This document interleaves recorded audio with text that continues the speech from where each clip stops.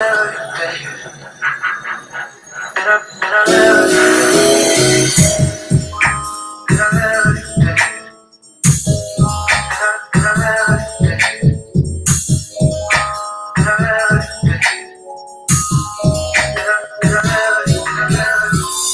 angel has always been thought to be one of God's most precious works. I guess that's how she had you fooled, because she was an angel in disguise. Hurt and pain could never come from her, so you left me only to find that hurt and pain involves her. But now you see your mistakes, and now you see your angel was a fake. My love was never misplaced. See, baby, my love is true. And most importantly, still I love you. It's what you were. So what you felt. She broke your heart that day. Still I love you. It's what you were. So what you felt. She broke your heart that day. Still I love you. Quite strange the way you say her name. And when you look in her eyes, I see the love. You can't be nice. Told you this, what you say. Cause in your sleep, you call her name. You say she just a friend. I knew right then, cause the rain began. Oh, what you were. So you felt she broke your heart. Still I know it's what you were. So she broke your heart that day. She seems so familiar. The day that I met her. Who was she fooling? I had a clue what she was doing. No suspicion brought to my attention. I fell in her again. Not so long, these are coming out. Oh, you heard me say, yeah, but I'm still here. Still loving you. Still on this crazy place. But somehow you fell. She left you in the rain. Still love you. When my tears dry, when the rain, my heart will be when my tears dry, when the rain, my heart will be baby. Oh, darling, I know it's hard. She broke your heart, love. I love you. See, now you fell out. She left you in the rain. I love you. I'll never think she did. Take my heart and run away with it. No, no, 'cause I really love you. So I she broke your heart today. Still I love you. Grand Rising, Conscious Crew, what is going on? Welcome to another riveting episode of the CTV platform. It is your favorite breakdown commentator, Consciouztv. I'm happy to have you guys back on this amazing Thursday, you guys. I had to play Brandy because, you know, y'all wanted me to drag Brandy when y'all had the unmitigated gall to throw her name up in a conversation that was exclusively about Beyonce, okay? And, you know, I blame me having to drag Brandy on y'all, okay? Because, see, I was cool with just keeping the conversation on Miss Beyonce, the Queen Bee, okay? But then y'all wanted to go throwing in the vocal pamphlet Brandy girl. And, you know, I felt so bad because I love Brandy. I don't want to have to drag Brandy. But, baby, plastic is plastic and paper is paper, boo. Okay? We can't put plastic in the same conversation as paper and paper in the same conversation as plastic, okay? I love Brandy. Great song, great album. This really should have been a lead single. Okay? This should have been a lead single. I still don't know why Angel in Disguise never really happened. Okay? It's 11/11 as well, girl. But should have been a whole single for Angel in Disguise, baby. Epic. Choreography, dark, vampire-ish, very emo-ish, like could have been a gorgeous video. Okay, I had so many ideas in my head for an Angel in Disguise music video. I still may do a motherfucking video, okay? I still may give her that, okay? Show her what she could have did with Angel in Disguise. Nonetheless, girl, we're here to get into the B.E.T Awards and Sean P. Diddy, Puffy, Jaguar Wright, Combs, girl, okay? Because I'm still trying to figure out, girl. I'm still waiting on the email. I'm still waiting on the dissertation, girl. I'm still waiting on the congressional hearing regarding why is Black excellence, why is a Black-owned network celebrating and honoring Sean, Puffy, P. Diddy, Bad Boys, Con. And then Kanye. Out of all niggas, they would have had to get a nigga in the sunken place, for sure, to give him that opening speech. But Kanye, out of all people,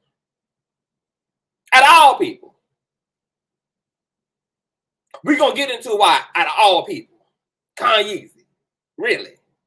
We're going to get into it, girl. But before we get into the minutia, as my boy YB Entertainment TV would say, please go ahead and give me an old nasty-ass thumbs up on this video, girl. Thumbs up, thumbs up, thumbs up. Thumbing up helps with the YouTube algorithm. It helps these YouTube CEO whores, okay, to do their goddamn jobs. Make sure that if you are new here, you go ahead and subscribe, because if I like it, you're going to absolutely love it. And you need to make sure that your notification bell is set to all, because you never know what day or hour the king is going to be kinky. Okay. With no further ado, girl, let's push the fuck on through. I know a place where you can recharge your soul. Baby, that's Consciouztv. And in the midst of brokenness, he gon' see your asshole. Baby, that's Consciouztv. You gon' heal, you gon' laugh and catch a little shade. Ooh, girl. Y'all know he be slaying, y'all better stop playing. Come hear what he's saying. Ladies and gentlemen.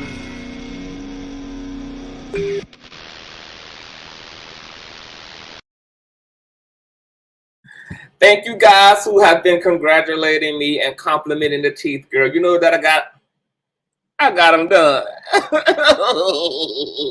I got them done, girl. Oh, yes, the king, you had to get them done, girl. Oh.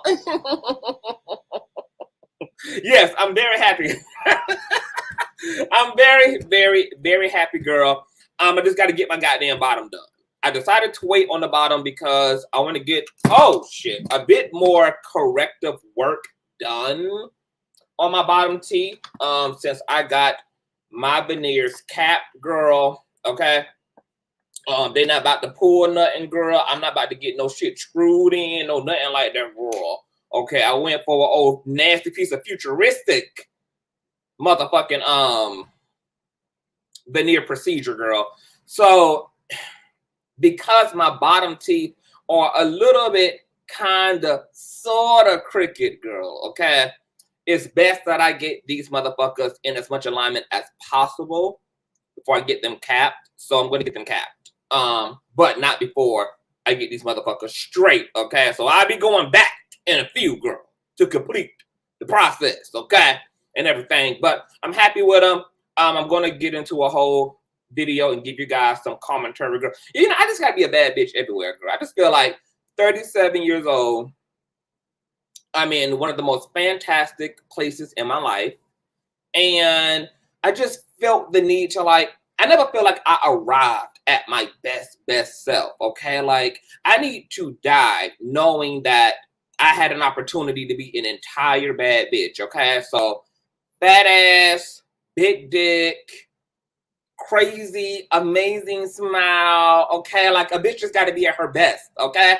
I just need to have that feeling of being at top tier bad bitch mode, okay?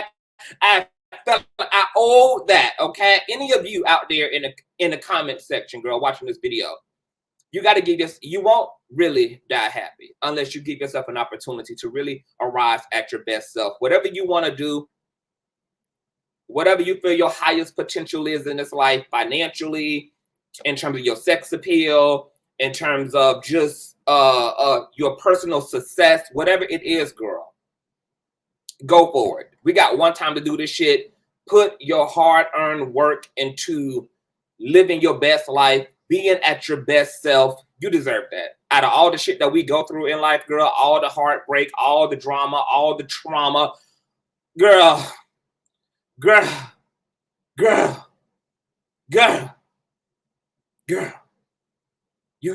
got to find a way to make this life work for you and to feel to your most optimal. So never be afraid to pour into yourself. And I know a lot of y'all got problems pouring into yourself. You pour into your family, pour into your kids, pour more into your marriage, pour more into that goddamn mayonnaise man's job you working and slaving for, girl. You do everything for everybody. You need to make sure to cut yourself off a slice of the motherfucking pie. You deserve as well to be given to, even if you're the only motherfucker doing the giving unto you, okay?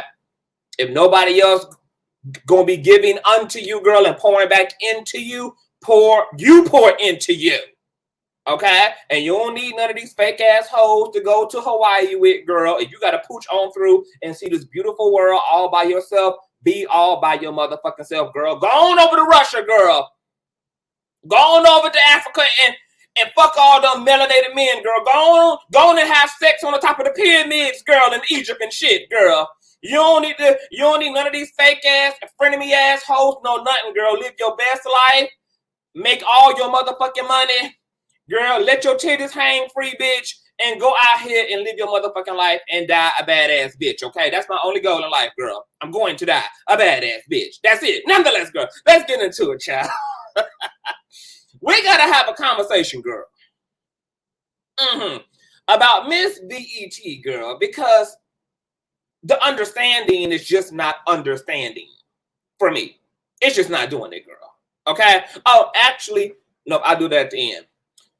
B.E.T Awards 2022, girl. I really didn't honestly know the difference between this year's award ceremony and this year's versus battle with Omarion and Mario, girl. I was like, is this a to be continued, girl? Is the BET stage the same stage that Mario and Omarion performed on, girl? Because there was all these technical issues, girl. Everybody sounded like straight shit. You got one damn underground artist who tweeted, girl, and said that he felt like BET completely sabotaged his whole performance, girl. Chloe up there popping her pussy on the handstand, her goddamn ear set flying up against the wall, girl, injuring motherfuckers in the front row, girl. I mean, it was bananas. It was rock-a-day, baby. And I love me some BET, girl. Okay? No, I don't, girl. I love me some BET Awards, girl. No, I don't, girl. I kind of love me some BET Awards, girl. But this was sloppy. I was like, did anybody do sound check? Why y'all didn't have these earpieces connect to a goddamn bonnet or some shit, girl? Like, y'all couldn't gorilla glue the shit in these niggas' ears, girl. I don't, like, did anybody have time to rehearse, girl? The pre-show performances were more flawless than the girls who had the main show, who had the main stage. Now, y'all know Chloe, she Illuminati possessed right now, girl. So even a badass earset girl is not going to stop her from slaying. That's why Miss Beyonce still pooched on through, girl, and sent her them dead ass roses to her dressing room, congratulating her, girl, for not letting Sasha Fierce down. Now, let me also honor Beyonce. I love how Beyonce is so gracious, because a lot of people, Mariah Carey, don't know how to pass the torch. Okay?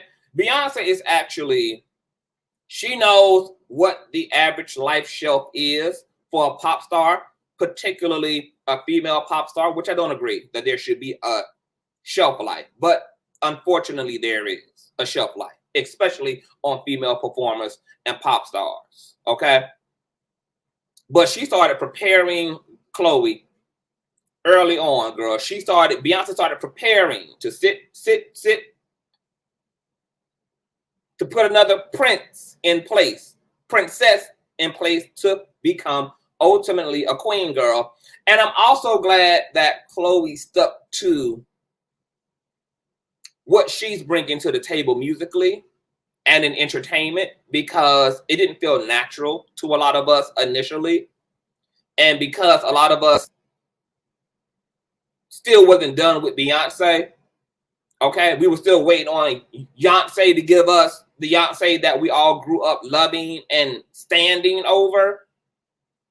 We couldn't really appreciate what Chloe was doing because we felt like she was trying to replace somebody who wasn't done just yet. But because Beyonce is insisting on not giving us the old Beyonce, she's insisting upon being a goddamn dance hall queen and a goddamn country singer and shit, girl. And Chloe has been relentless. It's finally balancing out.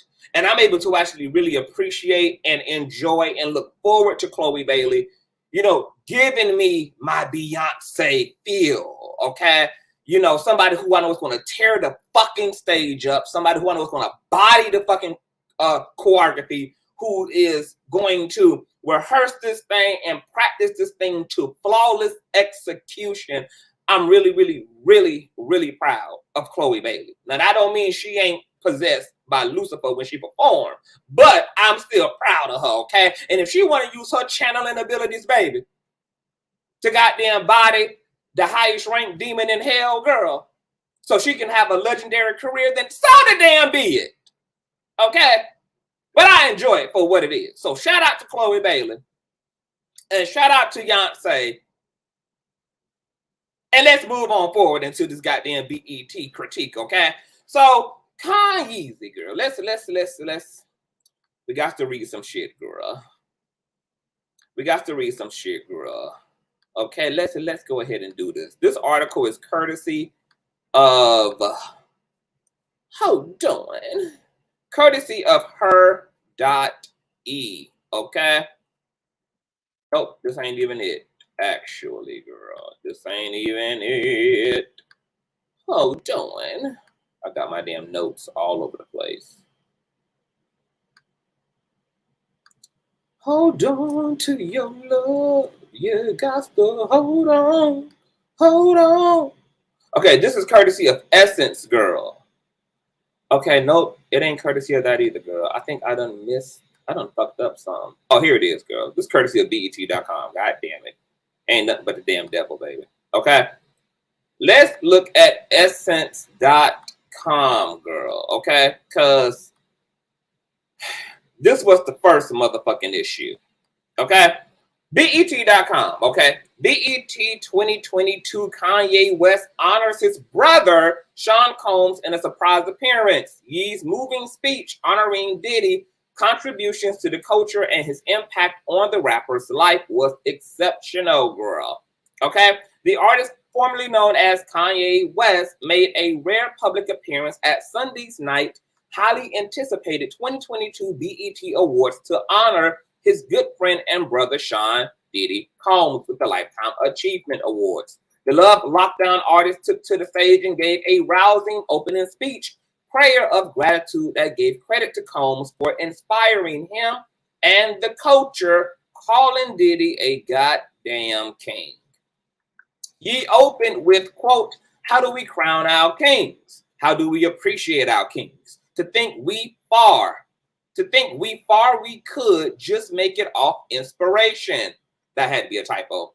To hear the way that somebody choked a sample in, me sitting in my mama's crib trying to add the bad boy shakers to my beats.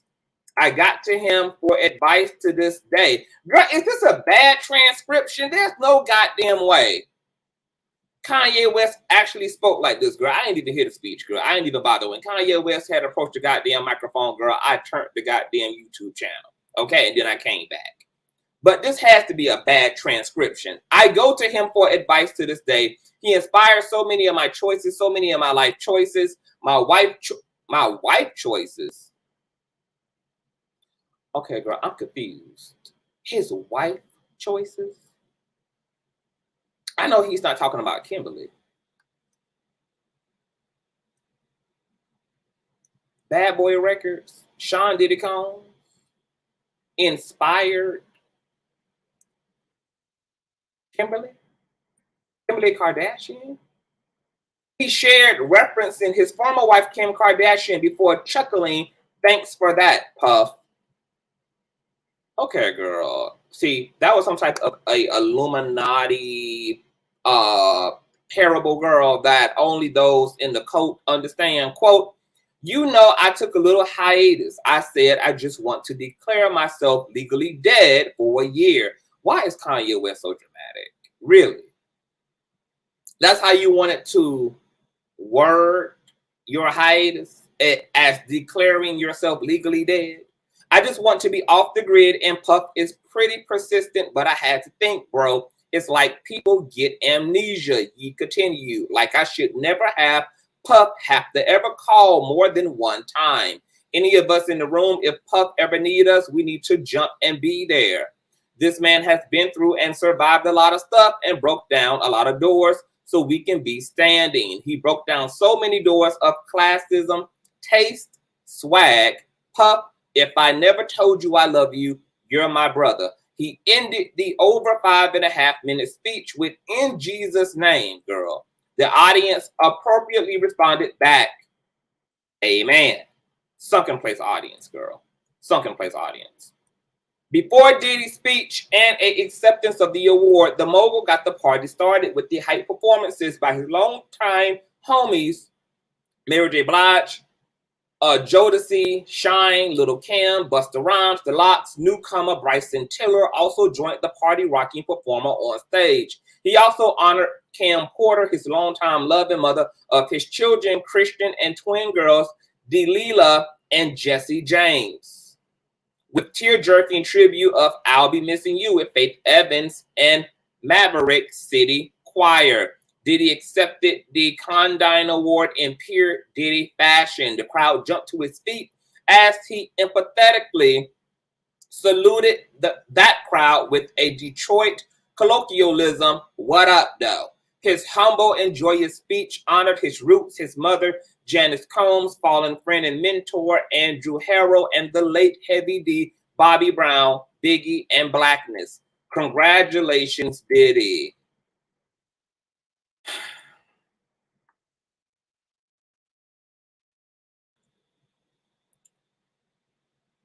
I'm shooketh that BET really allowed Kanye West to speak this highly of the individual, P. Diddy, Sean Combs, calling him a king, saying he's paved the way. And not to take anything away from the contributions that P. Diddy has made, but I would think that Kanye West would have been completely triggered up by having to honor a man who has bamboozled every single artist he's ever signed to his label, when just shy of a few years ago, Kanye West, Yeezy F baby here, baby, was just calling out Nike for allegedly copying his goddamn Yeezys and not wanting to properly invest in his vision, not properly monetarily support him for his works. Did Kanye West forget that just shy of a few years ago that he was equivalent to fucking Monique about Netflix? When he was whining and wailing across social media and the Breakfast Club and the Sway in the Morning show regarding the way Nike was doing him. See, what are the issues with these so-called, because Kanye considers himself to be woke. And it's interesting how he went on a tirade, okay, against Nike, etc. Because that tirade implies that Kanye West understands business and is a man who stands on principle. But if that was the goddamn case, why did all of that fall flat when it came to P. Diddy? If anything, Kanye West should have been there to call P. Diddy to the goddamn carpet. B.E.T, where is the surviving Bad Boys record documentary girl? I think this honor was a complete insult against all of the other Black excellences that signed to Bad Boys record, made P. Diddy, Combs, all this motherfucking money and millions of dollars, who have had stagnated careers since. And here it is, BET is honoring it's no longer a Black-owned network, but it's still a network that highlights Black content, would honor a man who disrespected, exploited, and ultimately disposed of and robbed a lot of the Black talent that pioneered and diversified his portfolio as a producer, as a record owner, as a record label, etc.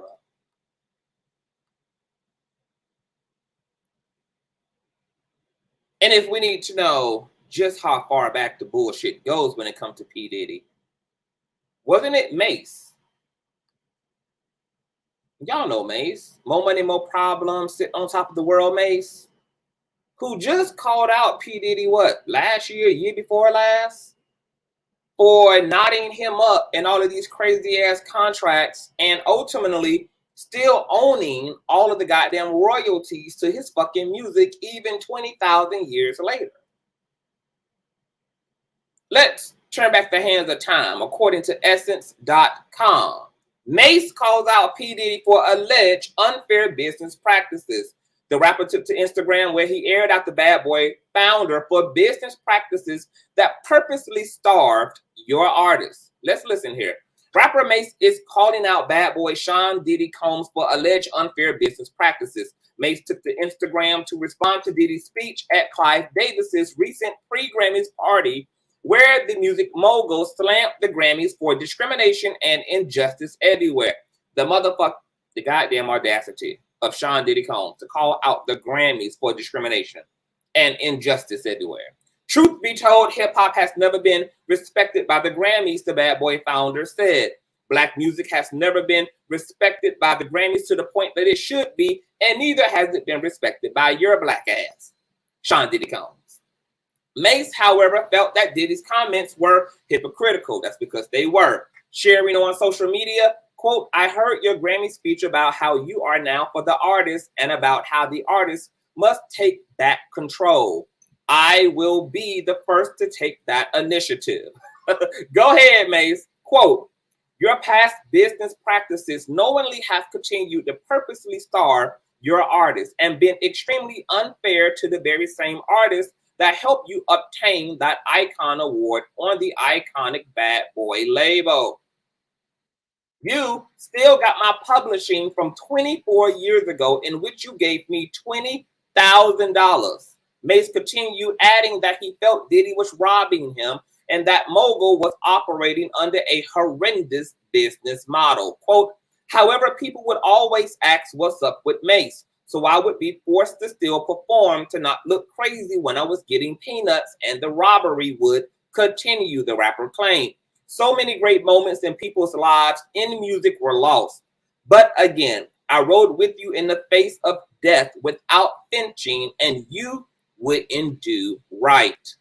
In a 2017 interview with Angie Martinez, Mase opened up about his strained relationship with Diddy, stating that he continued to do bad boy events to be the bigger person.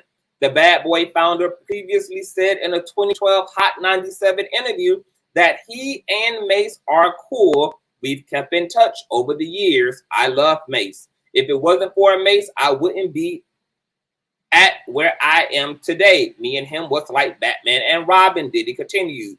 So far, he hasn't responded to Mase, of course, recent claims on his business practices. And yet, here it is.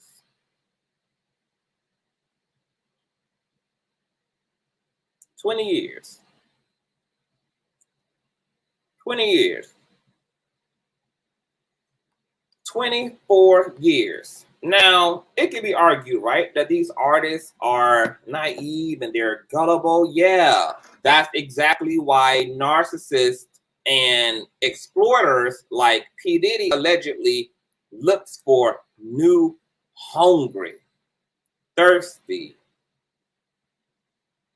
all dream and ambition young people to sign to these record labels, because guess what? They don't know any better. They full of potential, they full of talent, and they're full of dumb as hell. Okay? All things are perfect for someone who wants to exploit talent. A lot of P. Diddy's artists signed to him 19, 20, young and naive, didn't know anything about the industry. All they knew is that they wanted to make it and that they had what they believed it took to do just that. Signing away their life. And being pressured. Because guess what? Everybody thinks that an opportunity like this is a once-in-a-lifetime opportunity. The pressure to sign your life away. The pressure to go ahead and give someone like P. Diddy what he wants so that you could go through in your dreams. Coming out of families that don't know anything about music, don't know anything contractually about how this should works, what's really considered fair, what a sound and healthy contract looks like. Oh yeah, I'm with you, Kimberly. I'm so happy that these artists have social media to get their work to the public and don't necessarily have to sign with a label, and also get to sound off on the corruption of it all through social media, get to be independent. Now, the buck just don't end with Brother Mase. There's something, you ever heard of a Kim Kardashian curse? Well, there's something called the Bad Boy Records curse. Let's just revisit a little bit here. The Bad Boys Records curse. Why so many artists who signed with Diddy became religious. Okay. And this is for vigilantcitizen.com. Why so many artists who signed to Bad Boys Records quit everything to dedicate their lives to religion. Some say that Diddy made them go through some traumatic experiences. Okay. Some of these faces are going to sound real familiar to you all. If you were around the days that Diddy went by the name of Puff Daddy, you probably remember that he got the world jiggy with it. Indeed, during the second half of the 90s, Bad Boys Records dominated the music industry with a constant flow of hits that took dance floors and radio stations by storm. And with extravagant videos that featured lots of explosions and shiny suits, Diddy's proteges dominated TV airwaves as well. However, behind the colorful facade, Some shady dealings were happening and rumors about Diddy's treatment of artists were circulating. As the years went by, a ridiculous number of bad boy artists, many artists ended up broke, dead at a young age, or in jail for a long time. Furthermore, an inordinate number of artists who worked with Diddy quit the industry and dedicated their lives to religion. What happened? What did they witness? These bizarre events led some to talk about the Bad Boy curse. Here's a look at a bizarre fate of some of the Bad Boys Records artists. Craig Mack, who you all might remember from 1994. Craig Mack was the first artist signed with Bad Boys Records. His 1994 single, Flavor in Your Ear, went on to become the first hit record of the label, which helped lay its foundations for years to come. While Mack's career appeared to be on the up and up, it went down very quickly. Some might even say that his career was cursed from the start. The main reason, Diddy discovered the notorious B.I.G., who would become one of the greatest rappers of all time, and pushed Craig Mack to the side. To make matters worse, Craig Mack's physical appearance became an issue. He was constantly the butt of ugly jokes in hip-hop media, and that followed him throughout his entire life. Furthermore, Mack was reluctant in embracing Diddy's vision for radio-friendly rap. As a result, his first album, Funk the World, contained several tracks that were decidedly uncommercial, such as When God Comes, a sobering track that scolds the sinful ways of his generation. Here's part of that second verse. After spending a few years dwelling in the basement of Bad Boys Records, Craig Mack finally split from the label in 1997 after a few failed attempts at coming back in the industry. Mack disappeared from the rap world for good. In 2012, Craig Mack reemerged in a video posted by the Overcomer Ministry, a secluded Christian community in South Carolina that was described as a cult by ex-members. Here's a video of Craig Mack at the ministry. My fucking G. While Craig Mack's faith appears to be sincere, the leader of the ministry, Brother R.G. Stair, was arrested on several charges, including touching young girls. This video is damning proof. In the following years, Craig Mack's health degraded radically, and he was sometimes seen walking around with a cane. Damn. A sickly Craig Mack, in one of his last interviews where he talked about his issues with the music industry, some believe he was talking about Diddy. In 2018, Craig Mack passed away at the age of 47 due to heart failure in South Carolina near the Overcomer Ministry. That is fucking sad and tragic. Craig Mack, one of the very first artists to have a hit record and lay the foundation for the success of what we now see as Bad Boy Records, was pushed aside when P. Diddy's relationship to Biggie Smalls, notorious B.I.G., reemerged. He was not able to recover, ultimately disappeared, joined the goddamn cult, and then died of a goddamn heart attack somewhere in the goddamn country fields of South Carolina. Mase, who you guys just read about. From 1996 to 1999, Mase dominated the charts, and his first album, Harlem World, went quadruple platinum. Following his enormous success, Mase shocked the hip-hop world by announcing his retirement to become a pastor. On April 20th, 1999, during an interview with the Funk Master Flex on New York radio station Hot 97, Mase announced his retirement from music to pursue a calling from God. He claimed he was leading people, friends and kids and others down a path to hell, stating that he left to find God in his heart and follow him. He said it was time for him to serve God in his way, saying rap was not real and that he wanted to deal with reality and had become unhappy with what he did, no matter how much money it made him. At the time, Mase's retirement raised a lot of questions. What made him leave the music industry? The speculation regarding Mase's sudden departure from Bad Boy stirred up a storm of controversy. How do you have a 19-year-old rapper named Mase who decides one day to wake up and say, you know what, I want to get out of this shit and be a minister, a former Combs disciple told The Voice. In 1999, Mase, whose real name is Mason Betha, quit Bad Boy Entertainment and announced the formation of Sane, Ministries. The acronym stands for Saving a Nation Endangered. He now calls himself Minister Mase after a soul-stirring vision from God. Indeed, at the height of his popularity, owing the success of his Harlem World record, Mase reportedly told one radio interviewer, quote, Tupac heard the call and he didn't heed the warning. Biggie heard it, he didn't heed it. I'm no fool. Some still have doubts as to why Mase left. Puffy does not let people out of their contracts so easily, claims the Bad Boy Insider. He had Mase under contract for a long time. We now know 24 years worth of long time. You let somebody walk into your office and say, I don't want to be under contract no more. And you just say, okay, go ahead. I think Mase had something over him. Some little secret that Puffy did not want to get out. And he used it as a bargaining chip to get out of that record deal while still maintaining this man's royalty. So whatever he was holding over his head, it wasn't that fucking impactful.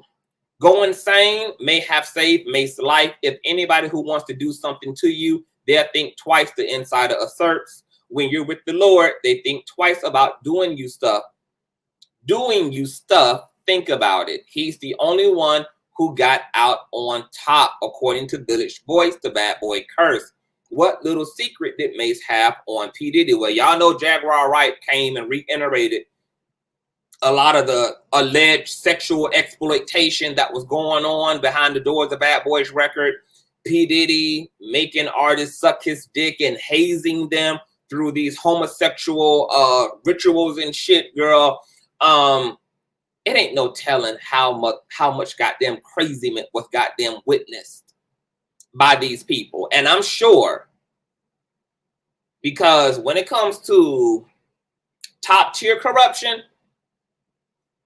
it's never the dynamics of you got something over the head's head.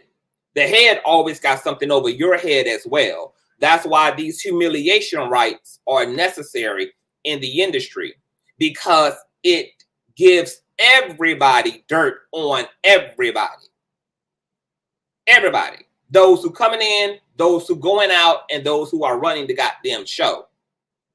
Okay? So everybody's backs be up against the wall. This is a way to really ensure control and secrecy if anything goes awry, like disgruntled record or label mates, disgruntled artists under your belt.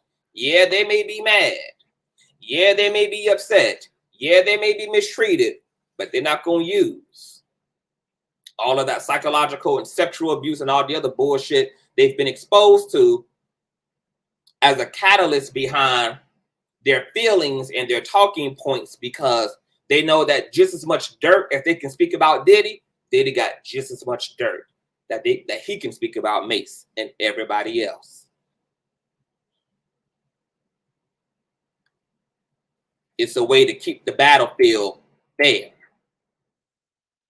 Shine, 1998. Several record labels were trying to sign rapper Shine due to the buzz he generated in New York. Diddy one of them, and he pursued him aggressively. The result, he offered the rapper millions of dollars, 3 cars of his choice, and 2 homes just for signing. After joining Bad Boys Records, people close to Shine saw a change in his demeanor. James Barnes, a friend of Shine, recalls the transformation. Quote, I said to myself, damn, that's sad. This is what happens to young people. This is a child in a candy store. Barnes felt that Barrow, also known as Shine, had fallen victim to the Bad Boys curse. He noticed that he hung out with a different crowd. The people I saw him around were not Shine loyalists. He just seemed to evolve into this monster. Shortly after signing with Bad Boys, one of Shine's close friends died in an accident.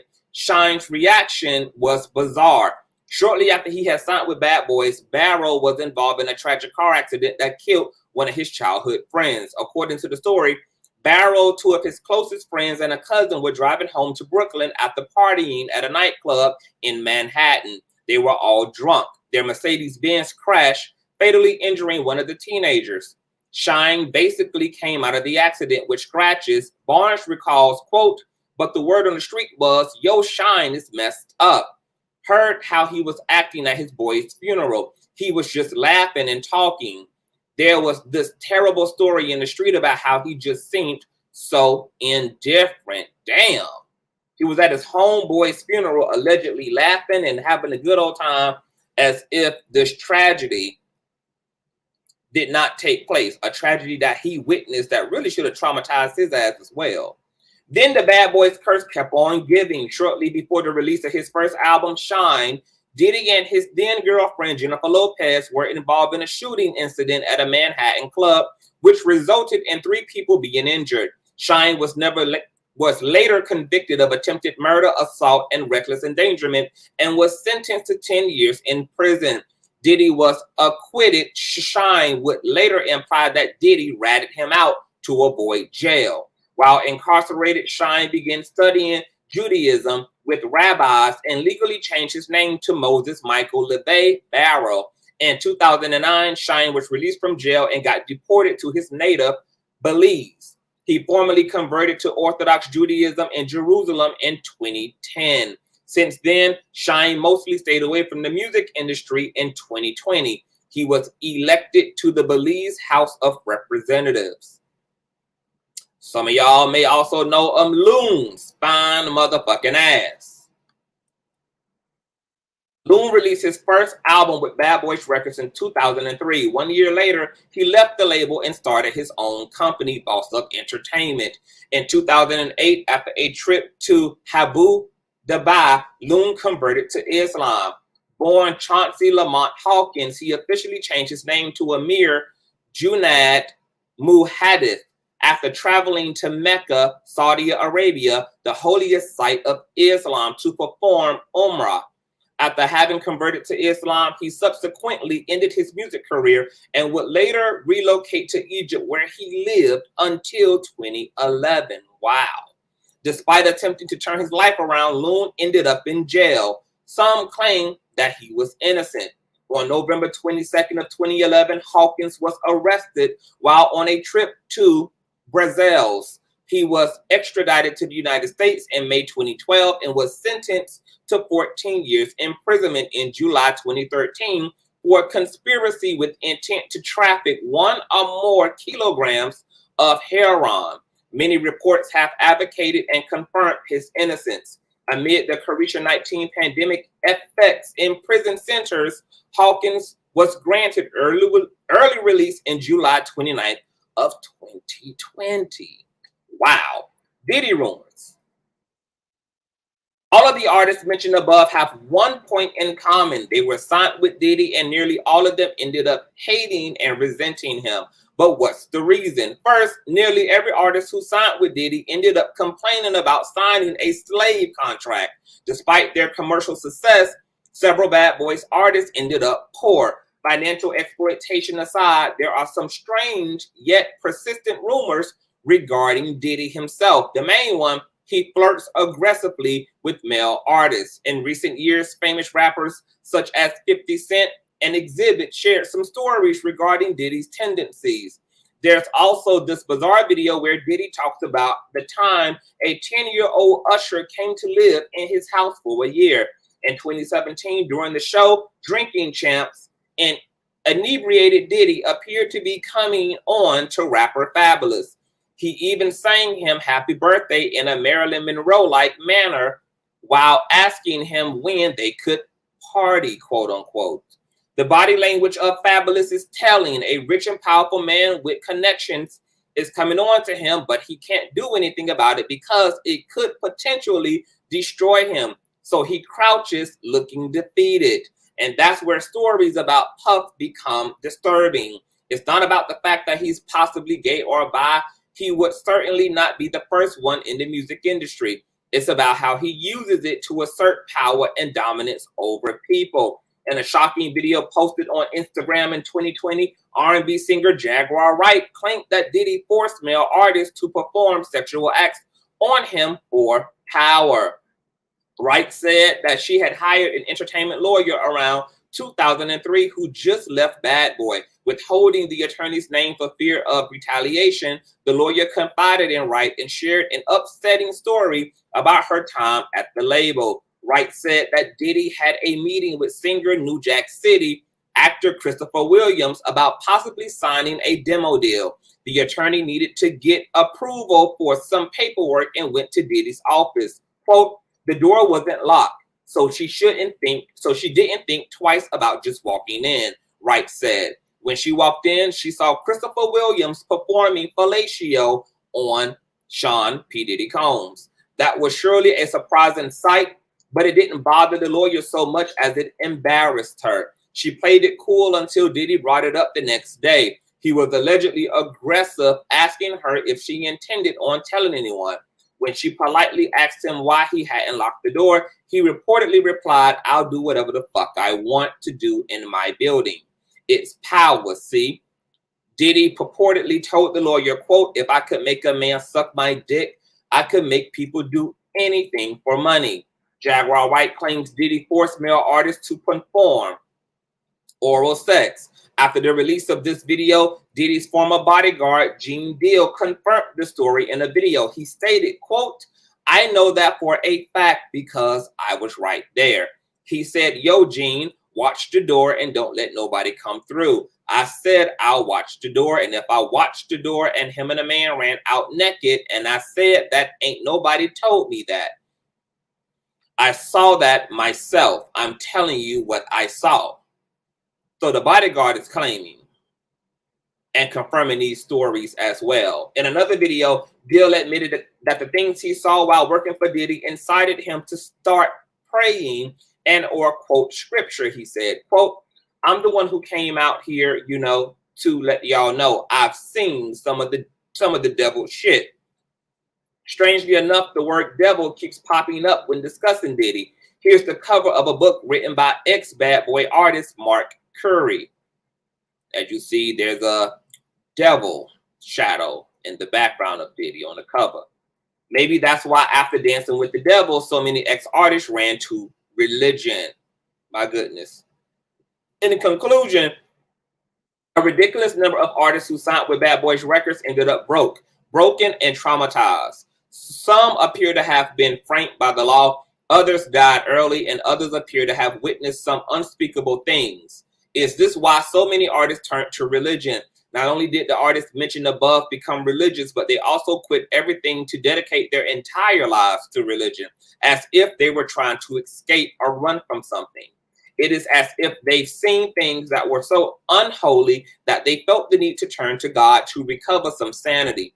Even Diddy's bodyguard claims that he turned to the Bible because he's seen some devil shit. Despite all of these allegations, Bad Boy Records is still around with artists such as French Montana, Janelle Monáe, and Machine Gun Kelly. Will they suffer from the Bad Boy curse? My God, shout out to Vigilant Citizen. Let's real quick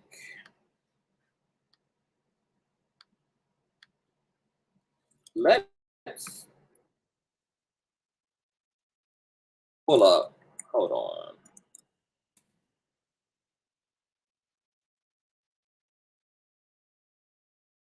That was right. Because the indigo, the thumbs up, thumbs up, thumbs up.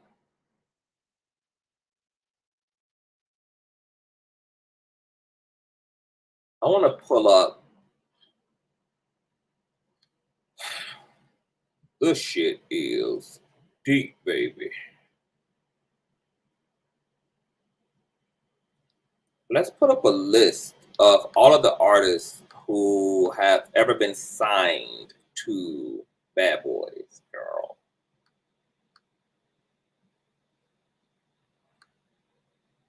I'm gonna ask you guys, do you guys? We've seen them all come, and we literally saw them all go. Artists, Ahmad Akbar, okay, convict music bad boy. B5, remember the boy band B5? Babs, Big Jizzle, Black Rob, Bo Hogan, Boys in the Hood, Gorilla Zoe, Jody Breeze, Big G, Duke, Cassie, Mark Curry, Craig Mack, Diddy, Dream, remember the mayonnaise female group Dream, Danity Kane, Sherry Dennis, Donnie J. Klang, Day 26, Elephant Man, Faith Evans, Drugged Out, Married to Stevie J for God's sake, Fuzz Bubble, GD, G Wiz, The Hitman, Joe Hooker, Halt Topek, Hood Fellas, Adrian Hood, Shannon Jones, Ryan Leslie, Lil Jon, LJC, The Mad Rapper, Mase, Jordan McCoy, Mia Arose, Janelle Monáe, Ness, Nelson, The Notorious B.I.G., 112, Papa Sim, Rhea, Alexandria Rosario, Big Sam, Sheed, Shine, Russell Block Spencer, Baby Stace, Stevie J, Carl Thomas, Total, Trife, Eunice, Mario Winings, Mike Winings, Matthew Winings, Yogi, Young Jock, Young Lord. And where are all these people to this day? These people are either broke, pastors, Muslims, in prison, or fucking dead. And here it is, you had black musical excellence, Mase, just calling out Diddy shy of a few years ago. And BET is allowing, out of all people, anti-black, sunken place ass Kim Kardashian's ex-husband, Kanye, to honor P. Diddy and crown him as king. As if BET is aware or isn't aware that everything that Sean P. Diddy Combs is, all of his success is on the backs of brutalizing, psychologically traumatizing, and exploiting all of the black talent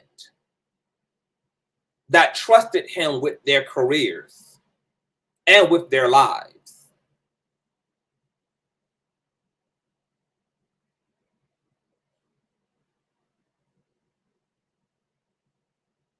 I don't understand. And BET wasn't no better with it before they were brought out by Viacom.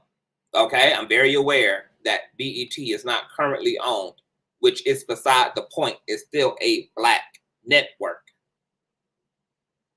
And I understand that those employed by the network, those who are black and brown, who have employment at BET,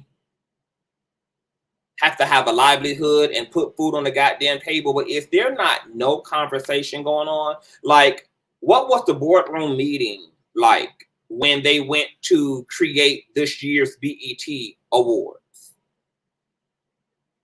What were the talking points of the black and brown people at the board meeting? Was everybody misinformed? Nobody said, this might not be such a fucking good look. Nobody said that instead of honoring Puffy Combs, how about we actually tribute all of the artists who are no longer around, who had commercial success under Bad Boys, and tribute and honor their contribution, because P. Diddy would not be shit, Bad Boy Records would not be shit without these artists who were sacrificial lambs for all of the empowerment and visibility and wealth of Puff Daddy. Nobody thought that was a empowering move, that was a way to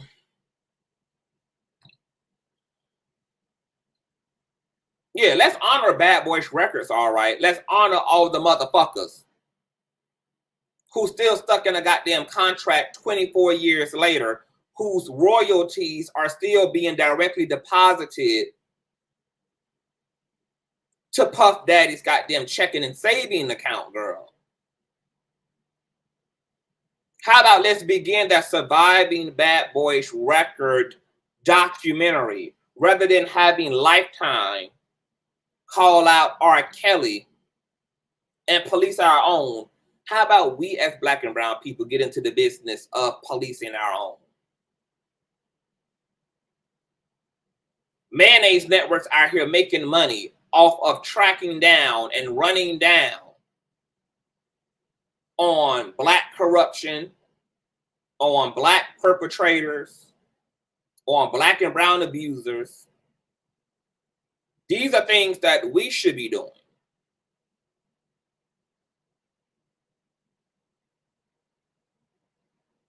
Making our coin and saving the goddamn community all in the same goddamn time. Total 112, Danity Kane, Tanya Blount, hell. Everybody, of course. Lil' Kim had issues with Diddy.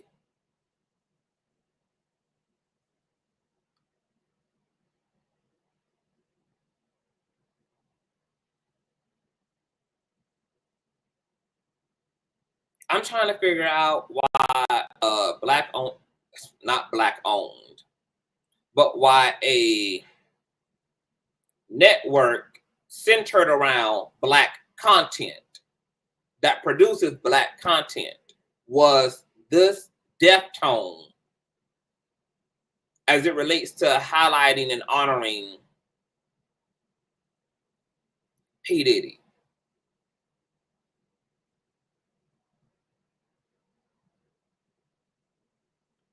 Y'all want to see who runs B.E.T today? Because capitalism is a bitch.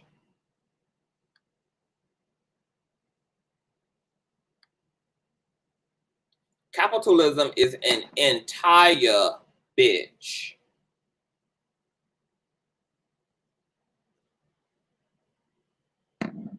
Okay? Let's see who owns B.E.T today. Well, let's see how B.E.T became white-owned. This is courtesy of blackenterprise.com. 45 great moments in Black business. Number 5, B.E.T sells for $3 billion, creating America's first Black billionaire. Okay.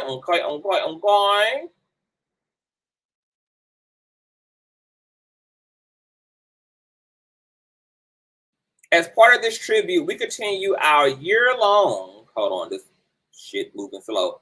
Year-long countdown. 2000, Robert Johnson sells B.E.T for $3 billion to media giant Viacom, making him the nation's first Black millionaire and clinching a deal that made him America's first Black billionaire. Entrepreneur Robert Johnson led the sale of the nation's largest Black-owned cable television channel to media conglomerate Viacom Incorporation. The transaction came with Viacom's purchase of B.E.T Holdings II, Inc., the owner of Black Entertainment Television. The deal was announced in 2000 and closed a year later, valued at around $3 billion. So B.E.T has been mayonnaise owned for over 20 years now. It ain't been Black owned since 2001. The PAC made B.E.T founder Robert Johnson the nation's richest Black man and a household name, an astute executive entrepreneur and wealth builder. Bob Johnson made business history in 1991 by taking B.E.T public. It became the first company ever traded on the New York Stock Exchange, with majority ownership controlled by African Americans. Not pleased with B.E.T's stock market performance, Johnson teamed up with Liberty Media Group in 1998 to buy private ownership of the company and reorganized it as B.E.T Holdings II. When Viacom acquired B.E.T Holdings, it resulted in $2.4 billion in Viacom stock options for Johnson, who accepted a 5-year contract with Viacom to continue leading B.E.T. A former cable industry lobbyist, Johnson and his wife at the time, Sheila, founded B.E.T in 1980 with $500,000 in funding and $15,000 bank loans. In bank loans, Viacom was largely attracted to B.E.T because it would allow the media giant to better reach Blacks, a population then growing faster than the overall U.S. market and absorbing more media. Viacom also would gain access of some of BET's holdings prime properties, such as Black Entertainment Television. BET was the only cable TV network targeting Blacks and reaching 62.4 million households. Plus, BET Holdings owned a jazz network with about 11 million subscribers and Action PPV with about 8.5 million subscribers. Further, Viacom executives were impressed with BET Holdings' double digits. On the BET side, the acquisition meant BET could potentially tap into Viacom's vast holdings. Johnson pointed out the deal gives BET enormous programming potential and cited CBS, UPN, and Paramount. BET's Jazz Channel could benefit from an affiliation with MTV. Still, the deal got a lukewarm reception from some Black media executives. Radio One founder Kathy Hughes told the Washington Post at the time that she had mixed feelings about a possible BET sale. Quote, "It is a great day for Bob Johnson, but it is a significant loss for African-American ownership," she said. And I absolutely fucking agree. Hughes stated it is absolutely mind-boggling to consider that a Black-owned company might be sold for so much money. Quote, "I am real happy for Bob, and I'm happy for Black commerce," she said. But she noted that the deal also means that Blacks would lose control of a premier media property. It changes the identity and changes the perspective, Hughes said. Currently, Johnson is the founder and chairman of the RLJ Cost, a portfolio of companies with holdings in several industries, including the RLJ McLarty Landers Holdings LLC, the highest earning Black-owned auto company with revenues of $1.6 million and ranked number 1 on the 2018 BE Auto 45 list. Mixed feelings. What do you guys think? I'm going to drop the motherfucking link. Let me drop the link. Here it is. BET has been sold out since 2001, which I understand the business prospects. I understood the optics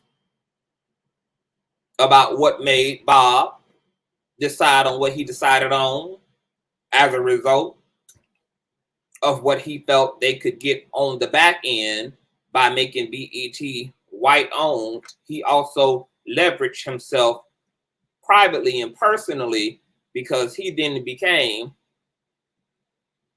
one of the world's few Black billionaires. So, as Homegirl said in the article, child, big win for Bob. Wonderful. But BET ultimately being Mayonnaise owned does change the identity and it does change the perspective. And maybe why they were so goddamn deaf-toned this year and decided to celebrate P. Diddy. Because Mayonnaise perspective is surface and short-lived, not understanding the nuance of P. Diddy's identity and why he's even the mogul he is today. And it ain't because his music was excellent. It's not because his fashion label was thebomb.com. It's because wherever he allegedly had success, it was at the expense of those who were actually talented. It was at the detriment and sometimes the very life of those who ran next to Diddy and trusted Diddy.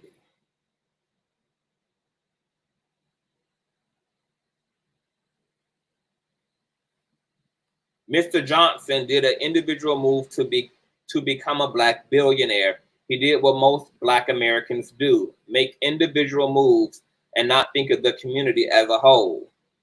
It's sad. Because it appears that he sold out on one end, even though if he felt like Viacom could give BET a larger reach or double or quadruple that reach, I understand why he thought this made sense. And Viacom agreeing to still give him some creative control, at least for 5 years. Viacom probably agreeing to keep it a Black content producing network. But BET ain't did shit. All BET does is produce a BET Awards. All they do is run fucking reruns, produce an award show, the Hip Hop Honors, and the BET Awards every fucking year, in lieu of all of the groundbreaking progressive shit that BET could actually be producing. So it's clear that this motherfucker is definitely mayonnaise on. Welcome to the platform, Anya. What are your thoughts on BET honoring Sean Diddy Combs and BET not being Black owned anymore? Well, I can't tell you the last time I watched BET. I mean, I'm talking about years, even before Johnson sold it, because it became like, it started becoming, I don't know. It just didn't feel like it was for my people anymore. You know what I'm saying? I don't want to use the term whitewash because I don't necessarily think it became that, but I don't know. It did not feel like it was for us. I remember when BET came out. I remember Teen Summit, I remember like I used to have this show they used to come on like for the Caribbean music and things like that. Like it was not just pigeonholed to one genre or one type of Black person, because we are very, although we are all Black, we're very versatile, diverse, and it just seemed like it just became a joke, the network in itself. You know what I mean? It started to, you only see one type of person. Even though I don't watch it, we still know the content that goes on BET that is portrayed. It is very like a stereotypical Black person, right? So it just like I don't see the purpose that it serves to, as far as empowering our people, helping our people, or anything like that. So I clearly don't give two shits about BET. Now with Puffy, I don't know. I always struggle because growing up, my family's very musical, right? So we have people in my family that were or are celebrities. Some of them are deceased, that were in the music industry. And you see how people change, right? Money with money, people. If you don't have a real stablement in yourself, you will, you know what I'm saying, like you'll do anything. Money will control you. And it's not necessarily money, but it's just like the attention, the power that comes with it. So as far as Diddy is concerned, I really do struggle, because I think there is a good guy in him. I just think that the fame, the lights and the fame and the power that came with it, created an ego that he, thought he's above everybody. He's not conscious of, I don't want to say he's not conscious, but I don't know if he's truly conscious of the things that he's done to human beings, other human beings, let alone his skin color, his skin folk. Like, I don't know. I be torn, because I don't think that these people are aware, like truly are aware of what they're doing. But then you have to be, because I don't know. See, I'm just so torn, because Conscious, you already know I told some of my story, whatever. So I have a heart of always wanting to see the good in people, not being naive, but just, you know what I'm saying? Not even expecting people to change, but just wanting to give people the opportunity and being hopeful for people to change, see themselves and be better. And unfortunately, there are times that Diddy shows that he doesn't give a flying fuck, excuse my language. And then there are times that he comes off very much like, he's for the Black, the Black man, even though that could be manipulative, but sometimes it comes off as true. You always say something like two things can be, well, how do you say that again, that statement? Because I've been using it and I don't forgot it. Two things can be true at the Two same things time. can be true at the same time. Yes. And I believe that is the case with everyone in life. I think that he has a good side to him, and I think he has a bad side to him. And unfortunately, in the industry that he chose to go into, he doesn't always use it for the best. It's like ultimately it's what's best for him in the end, and not looking collectively. But then you'll ask us collectively to support, you know what I'm saying, Black power, Black love, all of that. But when it comes down to it, it's an individual thing. It's more about you than it is about us as a race. But then now, you know what I'm saying, he has a lot of things that he's been doing, trying to help, you know what I'm saying, us get back to like we was on Black Wall Street, you know, days or whatever, trying to get us to put our money back into Black businesses, investors. So it's, I don't know, it's a catch-22. I feel bad for some of the artists, but then too, I don't feel bad for some of them because, like, you have to read. Don't sell your soul out for $1. Some people literally don't read. Don't go and get, you know what I'm saying? Like, hell, they got legal, if you can't afford to get an attorney, they got legal aid out here. Like, don't stop signing. We got people, please, stop signing shit without reading. And even if you read it and you know that's not your profession, your expertise, go get somebody professionally to look at these contracts and stuff. Stop, like, I understand desperation of, you know. I'm gonna tell you why they don't. I'm gonna tell you why they don't.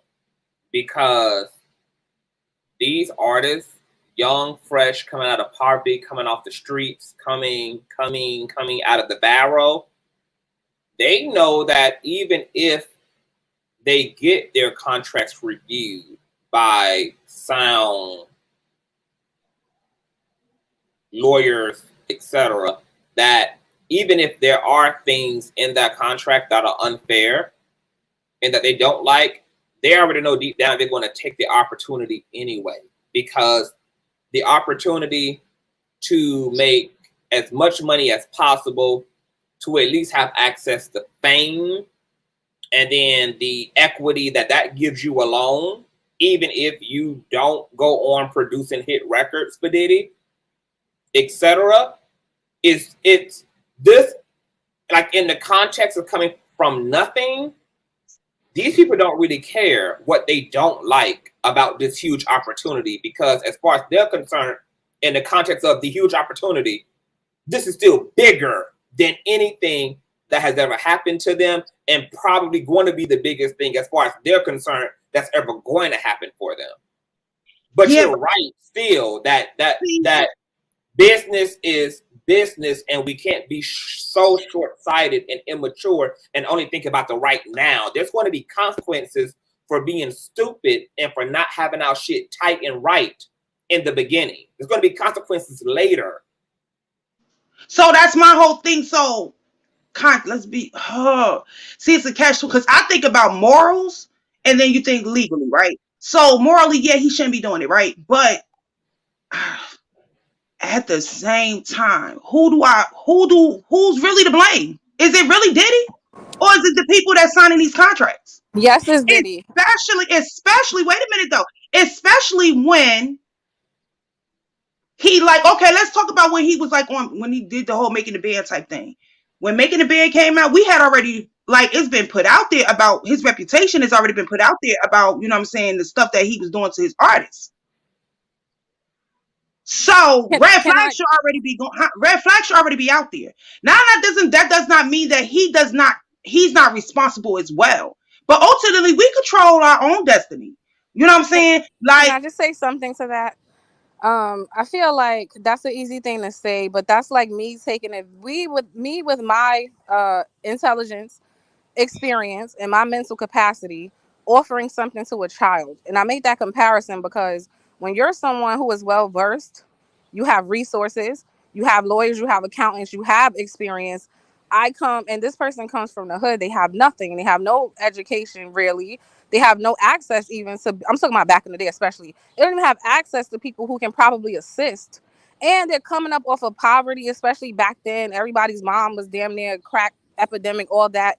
You, like, different circumstances will make you damn near do anything. So yeah, at the end of the day, we are responsible for ourselves, but I'm going to hold him more accountable, because the person in the situation who knows that they are taking advantage of someone who is lesser is just not right. I I don't, I it's not anything new. I Black don't. That's what artists I was have about to been say. getting ripped off. I We have been Hold getting on, hold ripped on. off. We have been getting ripped off for as long as we've been in this business. And at first, it was the mayonnaise people and the the people who were in control of the business, taking advantage of people who were creating great music. They saw the potential and they were offering them something so that they could get their money out there. And back in the day, if you study any kind of music history, it was like they wouldn't even put a black face on an album cover because the companies, the people that were running the companies then felt that they wouldn't sell, but the music was great and they were ripping off artists from the very beginning. And what seems to have happened is that now it has evolved so that the ones like the P. Diddy's who can make a difference and I agree with the last person that spoke. You give somebody something that they dreamed of that that this is the opportunity that's going to shoot them to the top and have them realize their dreams. And we find out that they become the same people that were ripping off black artists all along. It's almost like an Animal House mentality where, uh, you have the people that you put your trust in, the people that you think, because they are your skin color, are going to look out for you and look out for your best interests, become the same people that they had to fight back in the day. And it's making me wonder, with all of his power and all of his ability, um, what did he have to do to become P. Diddy? You know what I'm saying? I'm just wondering. But It's but clear. it It's clear is. to me. It's clear to me that as a result of what he's had to do to be the superstar, whatever he was doing to even get through the door had to be worse. Mm-hmm. Had to be worse. Is I mean, there are rumors like this that have been gone around about Quincy Jones. I mean, all of them. everywhere you can go, where all of these kinds of rumors come around. And in that article, one of the points that stood out to me was him telling somebody that he could do any fucking thing he wanted to do because it was his shit. And it's like, damn, it's so George Orwellian. Do It's y'all like, think that people whoa. like this are made, or do y'all think people like this, like are this way by nature? Like, do y'all think that money and power corrupts? Like, because according to that whole incident that Jaguar Wright and his bodyguard confirmed, it seemed like he was getting off to having power and all the ways in which he could get people to compromise themselves because of that power and because of their desire to make it in life. Or do y'all think that he had to be this way from the fucking beginning in order to come into power and be on his bald-headed hoe shit the way that he is?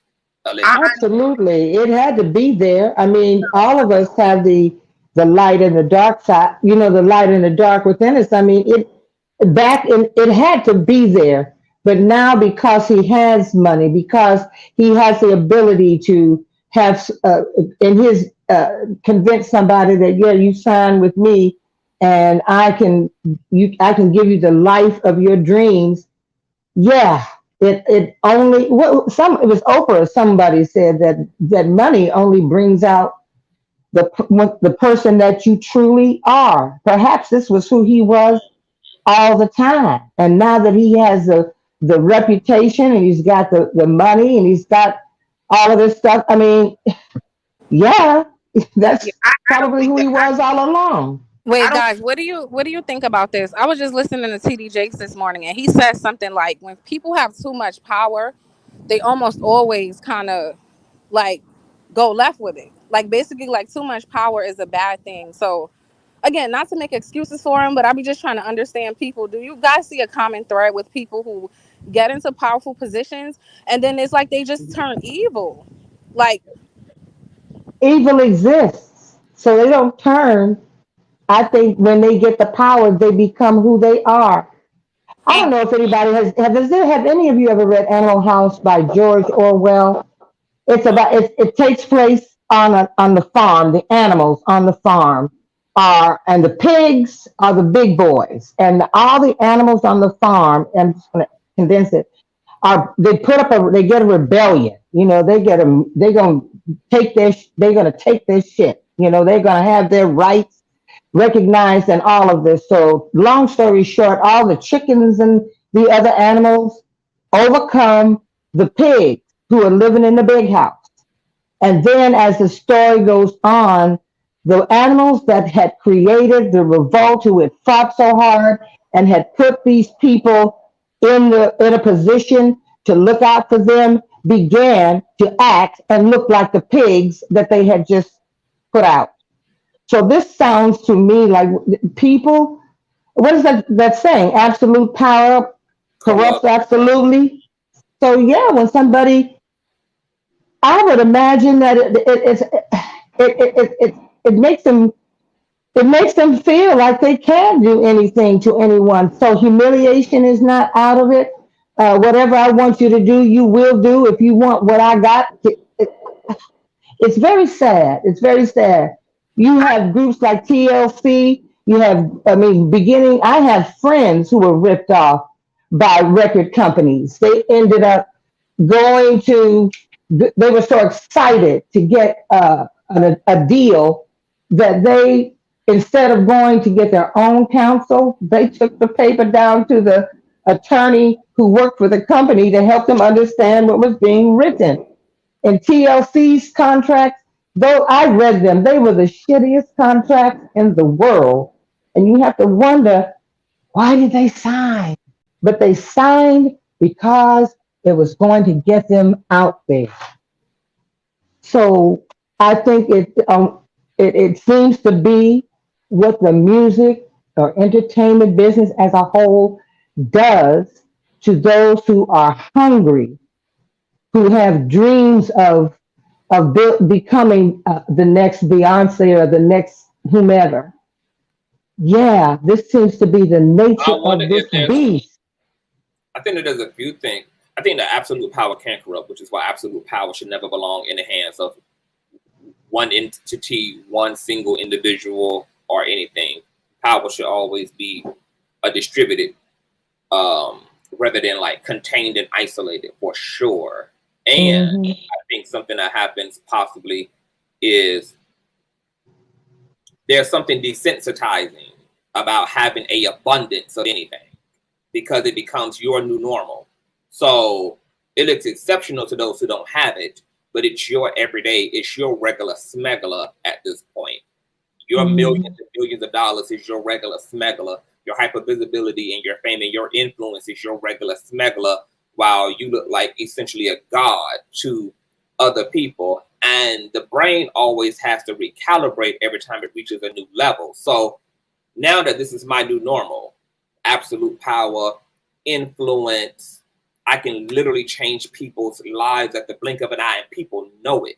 And this is the energy that they present to me whenever I'm in a crowd or whenever somebody runs up to me in public, is that they're running up to the person who they know can change them instantly. I now have the power, and people are going to feed into me. And somebody said it earlier, there's a vulnerability that people are going to present themselves with when it comes to me, because I'm the opportunity. But then how does the brain balance itself when you come into that level of power? Like, I think about when I be reading a lot about these sex scandals, like the Jeffrey Epsteins, the Harvey Weinsteins, I look at the Cosbys, and I see these men, and I'm like, well, this kind of makes sense, because of course regular social dynamics are no longer fulfilling at this level, because you're oversaturated with this now. You're oversaturated with people wanting to get to know you, with people reaching out to you, with people following you, with people praising you, with like these regular dynamics that are a blessing to all of us are now it's an overkill and an overflow. It's an overflow of regular sex. You got now the groupie love. You got people running you down at your hotel. You got motherfuckers throwing their panties on stage. You got motherfuckers flooding your DMs. So regular sex and all of that. Now you've normalized this, and in normalizing it, you've become desensitized to it. So now the brain has to reach for something more perverse. It's like too much is not enough. For excitement, for thrill, something more extreme to compensate this over abundance. And so maybe the truth is the top is not something that humans should reach because it has the potential to grossly transform and mutate our consciousness. Maybe all of these spiritual virtues that we read about in the Quran and read about in the I Ching and read about in the Bible and the scriptures around humility, maybe these things were put in place for a reason. Humility, modesty, because there's something, because there's a potential for consciousness to transform for the worse regarding accessibility or too much accessibility, too much access. Can I add to that? Well, don't you think that we have a choice? I mean, Conscious, what do any of you think? You have a choice. I think this is going to sound crazy, but based on what we've seen and to Conscious's point, I almost think it's human nature. And I think that's why it might be in the Bible that it's not good for one man to have too much power, because I think naturally, and it's just my opinion, I don't have a lot of power, so I don't know. But I think naturally, because we see it happen so commonly, there might be something to that. Like human beings may not be able to handle. And to the other point that Conscious was making, when you talked about like how does their brain rationalize, what I think is that because like you said, people everywhere he goes, he gets treated like a god. I think some of them start to develop a godlike complex. And when you view yourself as a god, as above everyone, we're not even on the same stratosphere. It's like you almost got to do something so outlandish for me to even deem you worthy of my time. And that's where I think that mentality comes from. It's like, obviously, I get worshipped everywhere I go. I kind of do get treated like a god everywhere I go. So now I'm going to act like one. And I'm going to test the limits a little bit. Like, let me see if I get you to do, oh, you'll do this? Let me see if I get you to do that. And so I think the way they rationalize it is that they really feel like I'm so valuable based on the way you guys treat me. Obviously, I am. So I'm going to need you to go jump all the way out the window for me to even consider you valuable to me. AKA, make you walk blocks and miles in negative what was that? Weather for a slice of cupcake. This is the psychological of Diddy's mom. Oh yes, it's like too much. He was already still not enough. He was already letting us know and making the band the way that he was treating those who were competing for that spot.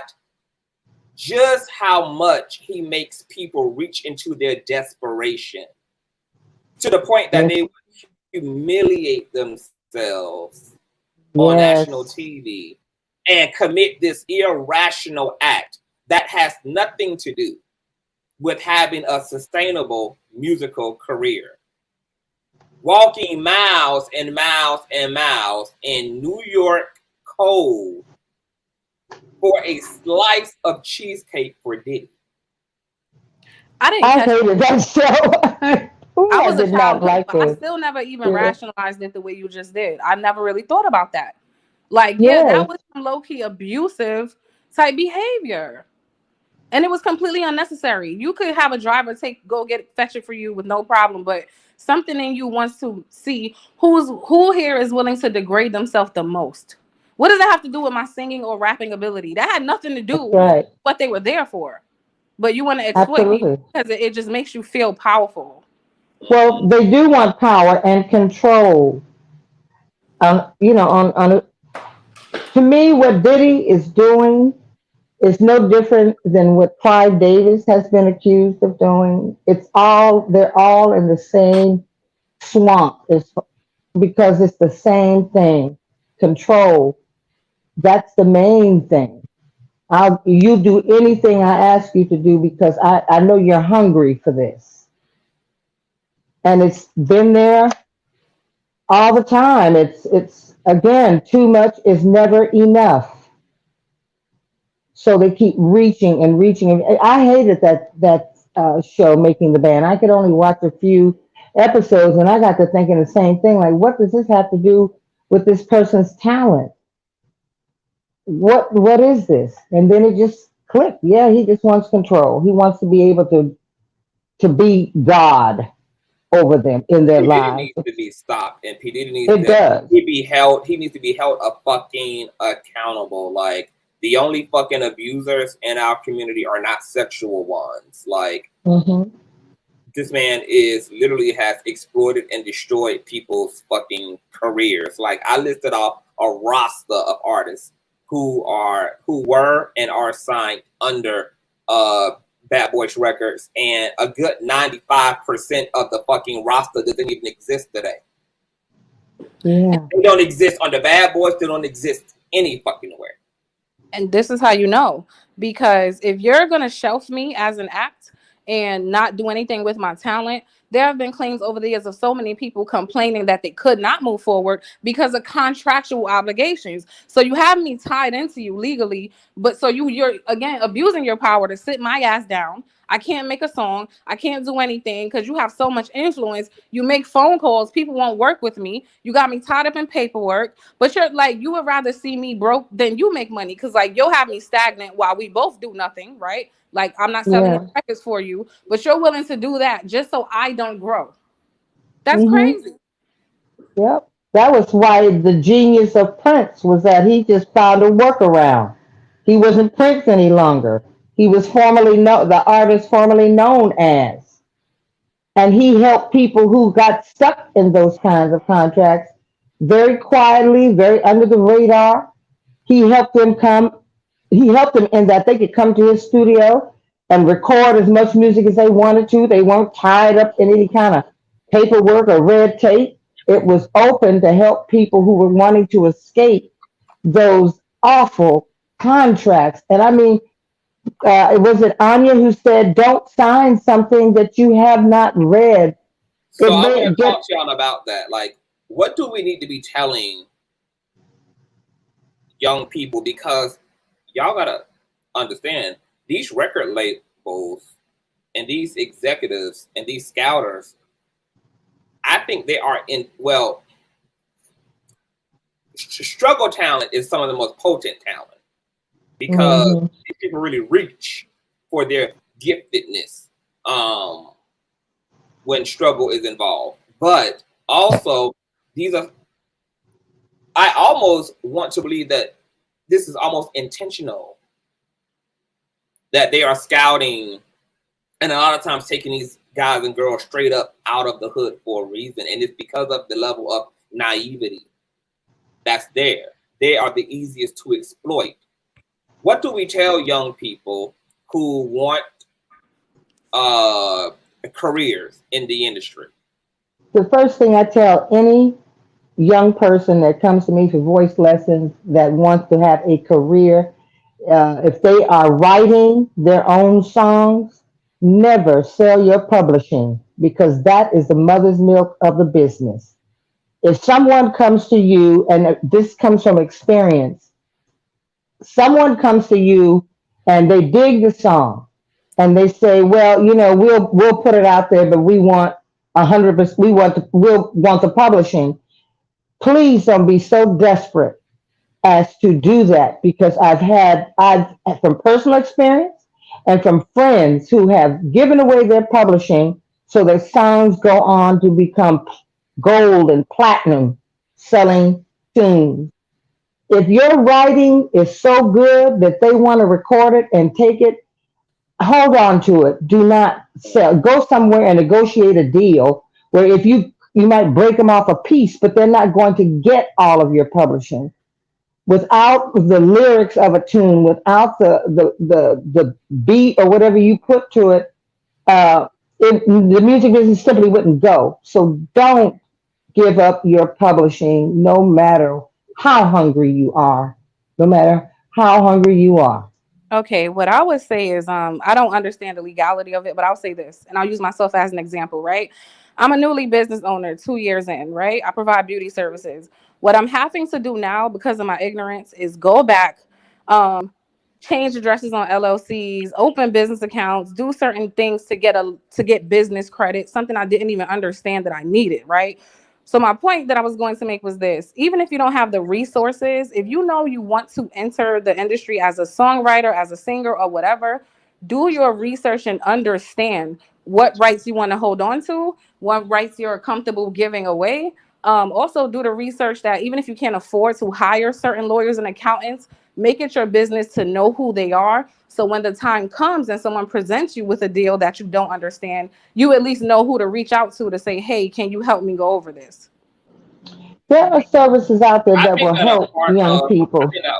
I think that what we should push to alongside people like reaching for mainstream careers is to also like really start changing, including in the narrative, studying business. Like young Yes. people should be studying business as those who want to have business in these industries. Like you need not to only desire to be a singer or a professional dancer or a producer or a rapper or a writer in the industry, but what should always exist simultaneously next to your gift is your interest in studying of the business.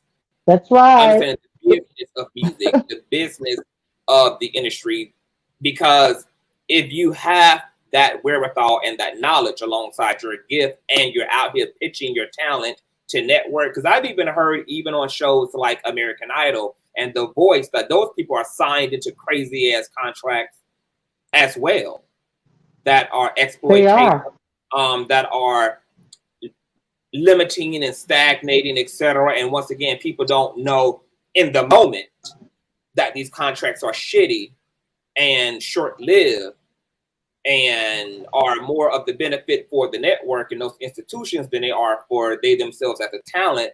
So I think something that just has to exist next to a desire to make it or art, having talent, is you need to understand the business of the industry that you You are both in. are very, And, you you know, both are very true. That's right. You both are speaking the truth. No, it is called the music business for a for a reason. reason.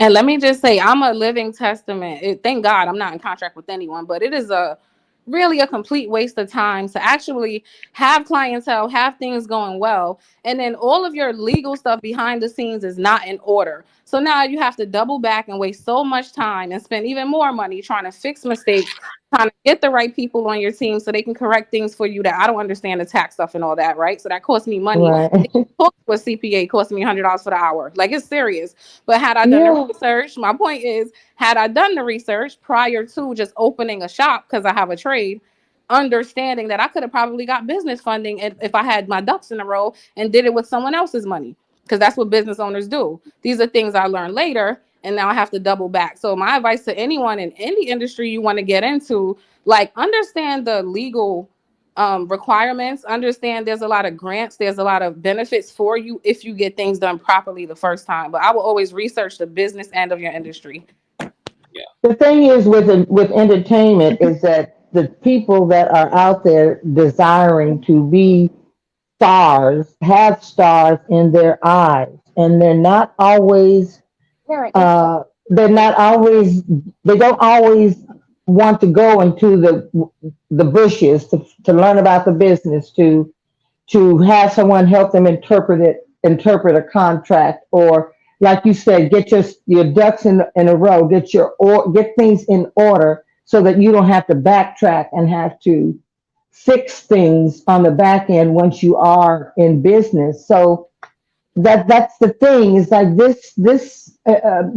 being a movie actor, a well-known actor, or a well-known singer, or a talent, what they call a triple threat, somebody who can sing, dance, and act. It's more about the stars in their eyes than it is about the business. And unfortunately, as there's just not a whole lot of people out there who are in control that want to help them, because you have to be mentally prepared also. Once you reach a certain height, you have to be mentally prepared. You know, you look at what Justin Bieber has become a Christian. Um, some others, those names that you mentioned, Conscious, those men and women who had experienced such trauma or whatever, that they had to go into the secret place of the Most High to rest and to get themselves together. It's more than just being able to put yourself out there. It's to be mentally prepared, to have your business in order. You all are telling the truth, and I don't know what we can do except if you know someone who's wanting to do this, just be a mentor to them, help them get through, because it's tough. It's really tough. I think the schools could also do a better job at just educating, especially music schools. Like, why can't there be a class to just educate people on how to read a contract, or what royalties are, what publishing is, stuff like that? Like, they have But that whole would be a business class when you're in music, because I got a degree. I mean, when you're in the music class, that's what you're doing. You're studying music, you're studying theory, you're studying composition, you're studying a number of things about the music itself. You're not studying the business, because I don't know that that's pushed so much. You would have to take a business class no, if you're you were thinking about it. talking I about don't know. right? You're talking about a class, but I'm talking about a major. Like, if you're able to go to a school and you major in, I don't know, dance or something like that, under your major, you usually have to take a lot of prerequisites anyway. Why can't Yeah, one class be about the entertainment industry on the business end, just educating people on what are publishing, what are, you know what I mean? Like royalties, just like a simple course. You're maybe not there even, will be. Maybe there will be. It's a great idea.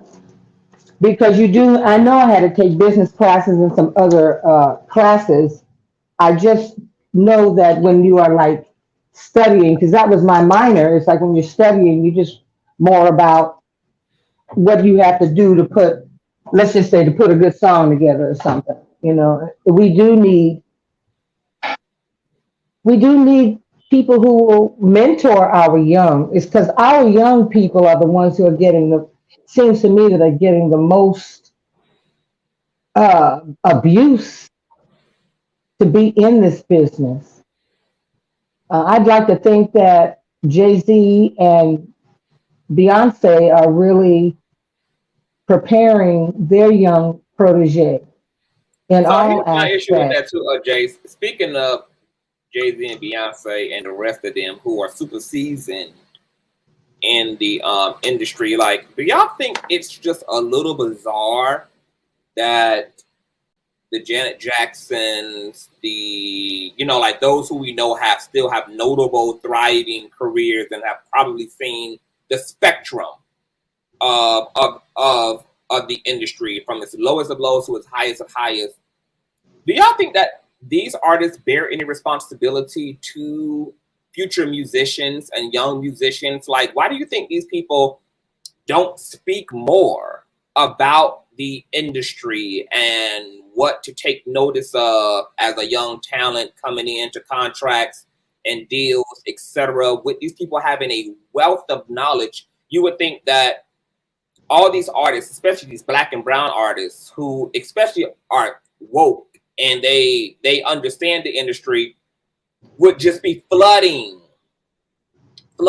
their brand with books, with classes, with interviews, with just whatever, like for the sake of information. Like, how is it that they know people are still being exploited? They know the Sean Diddy Combs exist. They know the Suge Knights of the industry exist. They know, especially for Black women in talent, sexual exploitation is super real in the industry. Mm. Everything from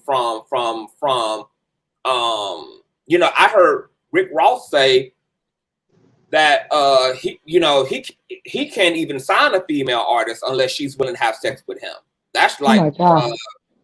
yeah, like that's That's a part of the framework. So I'm just like, how do we have all of these successful Black entertainers who have had long careers? Why are they not speaking out? Is there a consequence to not speaking out? Is there a consequence to telling all of the industry secrets? What's keeping do they just not give a fuck? Are they I think Probably a both. combination of all of that. I think both. I think as Yeah, powerful as Jay-Z and Beyonce are, they know that the machine is even more powerful. So they got to tread very lightly. And I think the bigger the star is, they really have to be extra careful because they know that a Beyonce and a Jay-Z open their mouth, everybody's going to hear it.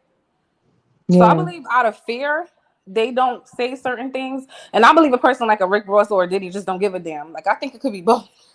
yeah, exactly. I would hope that anybody that is taking a protege under their wings would share their knowledge of the ins and outs of the music business. We don't, I don't know that they're doing that.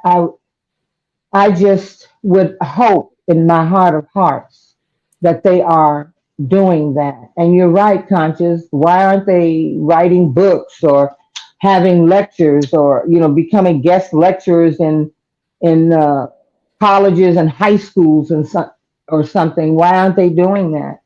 And like this woman has just said, once you get to a certain height, maybe you have to be very uh, meticulous in how you move and how you say things. I mean, but you can still speak generally without throwing any particular executive or any particular label. Just speaking generally about, like, if you're, this is what a 360 deal is. This is what, like when you see this, when they're offering you this, when somebody said that Jay-Z been telling them, he says it all the time. He's made a whole album dropping jewels. Nobody's listening, but I'm not talking about putting parables in songs. I'm talking about flat out hooked on phonics as straight to go to information. Yeah. About what to look for contractually, how to get a bang for your buck, and what's appropriate for you as a young talent who has not yet proven that you have the ability to sell millions, because there's still room for you to have fair treatment even as a young talent. And this is what I would say as Janet Jackson is fair. This is what I would say as Beyonce is fair for you being an up and coming talent who an industry or a label is going to invest in. I just don't understand why we're not talking. I don't understand how we know all the things about the Black community, how we know how we're exploited, how we know we're taken advantage of by mayonnaise power, mayonnaise institutions in all of these ways. And then we ourselves make it in these industries and don't even have a clue or don't even have the incentive to, like, each one teach one. Like, I don't necessarily believe in fishing for a man if he in fact can fish for himself.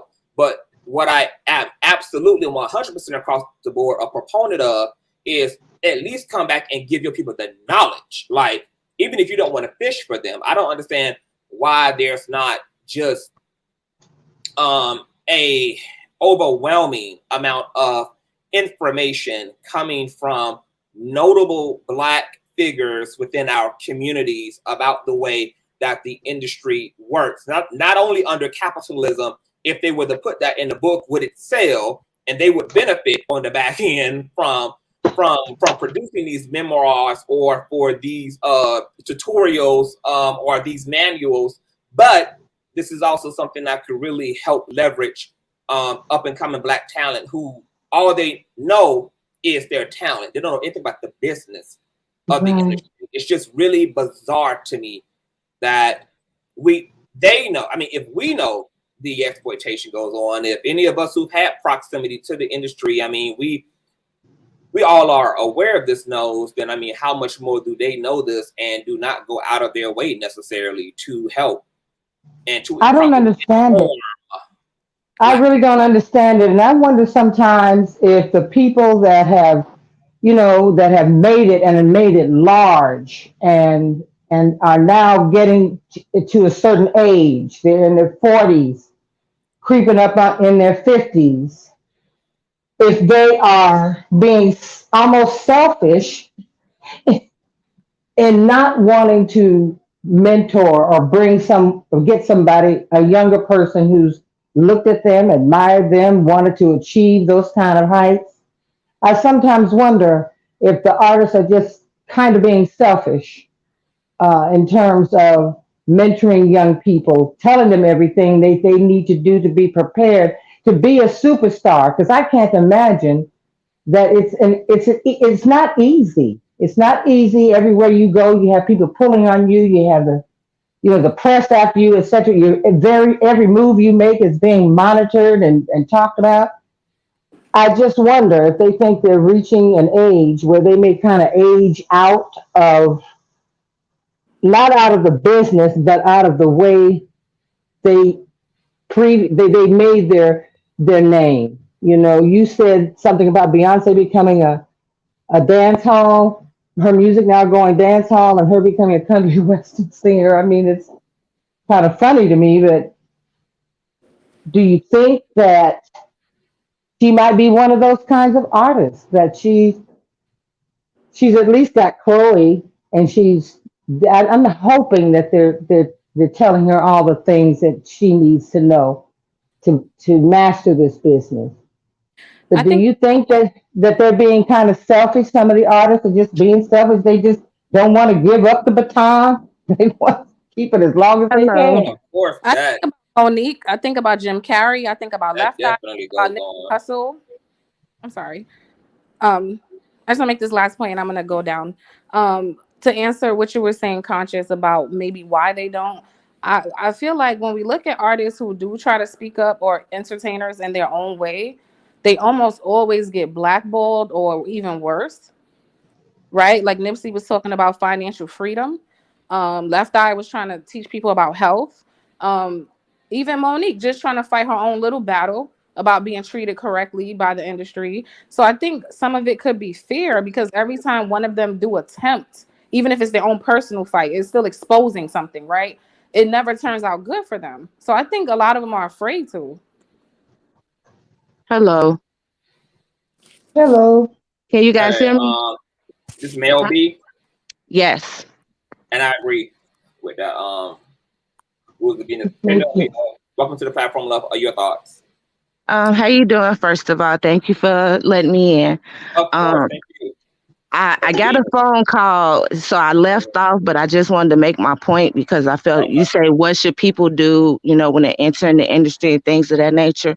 The one thing that I would say to anyone out there is trust your gut, trust your intuition, trust your spirit of discernment. That's God with you at all times, letting you know.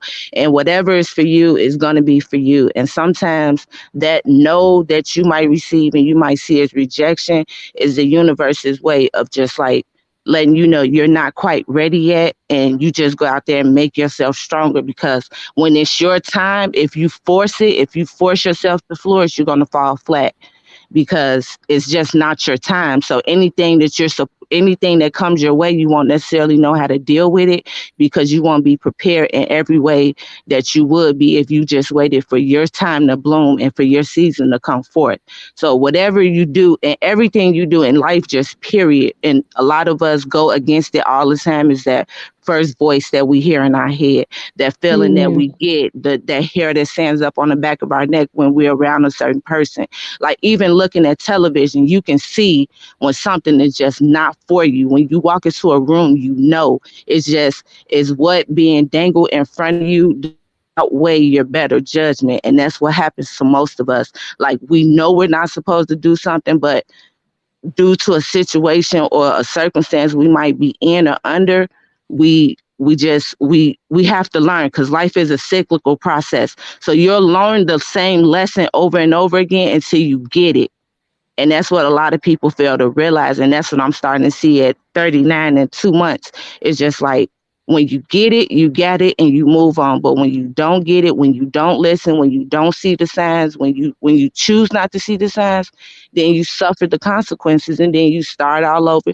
You dust yourself up off and you try again until you get it. But what's for you, if you work for it. And what people also have to realize is the reason that Diddy is so successful, and my dad told me this, is because there's no such thing as called good or bad. It's just your ability to believe in what you're doing, so to speak. So he believes in all his heart, whether he do is good or bad. He put everything, every force behind it that he has. And he's willing to make the sacrifices, whether we see him as good or bad, to get where he needs to go. We have to take that same initiative. And for the good, so-called good people, it'll take us a little bit longer, but just be willing to make the good sacrifice, some of the be pretty, and go through some of the fucked up shit or the bad times to get to the end goal, because we all gonna get where we gotta go at the end of the day. Can I speak? Amen. I Amen. agree with Put you. that up, Mel B. I want to welcome a praying to God for you to the platform and your thoughts, boo. Yes. What I got a son-in-law. He's very talented, and he sings so good, just make you want to cry. He's very, very talented. He knows how to do all the different instruments for his playing, and piano, keyboards, guitar. He's a musician. Oh, he really is, and he's hung out with a lot of people. He even hung out with Diddy. That's why I've been talking a lot about Diddy. Mm-hmm. But he knows the inside, and it's like a ritual where they, whether you gay or straight, they make you have sex with other men. They get you high on certain drugs. They make you lose your inhibition, where you won't say no to nothing, and that's what they're doing. They're trying to get your mind, and they got him to the point he was putting out. He was writing songs, writing lyrics, the music to go with it, and he was singing it, and they were stealing everything. 1 minute he'll sing it, and the next minute you'll hear somebody else. They gave them the music, the beats, and everything. And I just want to let you know, he did it all just to be near them. He didn't care about money. He don't care about being broke, not having enough money to put a roof over his head, and going from pillar to post. He and people trying to understand, saying, well, you need to be careful. You need to not sign a certain contract, or you need to have a lawyer, whatever the case might be. But some people do it just for the fame, just for the craft of it, like just for the art. just to be near them. He rolling like he got their money. He trying to drive stuff nice, but it's only for a minute. Then he lose it. I'm just being real with you. That's why I'm sharing. The honest God. I don't want to say his name, but he's out there. Yeah. He's very good, very talented. You agree with me? He made 50 million videos. Stupid. Just gave away his stuff. Gave it away. Put it on Facebook for free. Anybody can view it and steal from it. Never put a copyright on it. Yeah, so he put himself in a position to really. And that's all I'm saying. A lot of people are doing that. Remember the girl who got shot in the foot? When her Megan Thee Stallion. Megan Thee Stallion. Yes, she was in this situation when her mother, she was thirsty. When her mother was living, her mother and her were thirsty, and they signed the contract. They didn't care what they was getting. They just knew they were signing the contract. And then when Megan got popular and people start wanting to hear her music, she reread her contract. And what's his name? Jay-Z wanted to sign her, but he couldn't because she was locked into one of these real bad contracts, and she wasn't getting no money. And they put her on lockdown where she couldn't even sing another song. Yeah, back in Shaka, it was the same with Shaka Khan. She's a prime example of someone who was absolutely talented. And when she left Rufus to become her own act, to go out on her own, it was like the record companies treated her like a slave. I mean, she was given a salary. They understood her weaknesses so they could keep her locked into those weaknesses. And you would think she's out there tearing up stages and whatnot, that she was earning all this money when in fact she was a mule, and that's like a singer who does not write any music. You just sing the music. It's being called being a mule. And I Yes. understand I understand your son. I mean, I am a long ways from being in my 20s and 30s and 40s. I ain't gonna tell you how much I'm just in the just getting looking staring down mid 50s. And I went through those very same things where I just had stars in my eyes, and I just wanted to be able to get out there and get on stage and do my thing. And I have been able to do that. How with other famous people, that you get to a point where you do just want to be in the atmosphere of the whole thing. You just want to So be there, to be a part of it. Is that a is that an insecure thing? Because we It could obviously be. think that it means something about us to be connected to certain people. I think it was. I was insecure. I was young, um, fresh out of college, and knew I had something and was out there going for it. The beauty of music, though, is that there is no date stamp on it. You can make it and do it until you check out of here. And when you're young, when I was young, I just loved being around the people who were making the music. I unfortunately for me, um, when I was placed in a situation where someone who could make a difference in my life tried to put me in a trick bag, I came up with the thought that, okay, I didn't come here for that. I came here to present my music and my resume. But we can do that, but we got to do it on my terms. You're going to have to pay me. That way you won't tell anybody.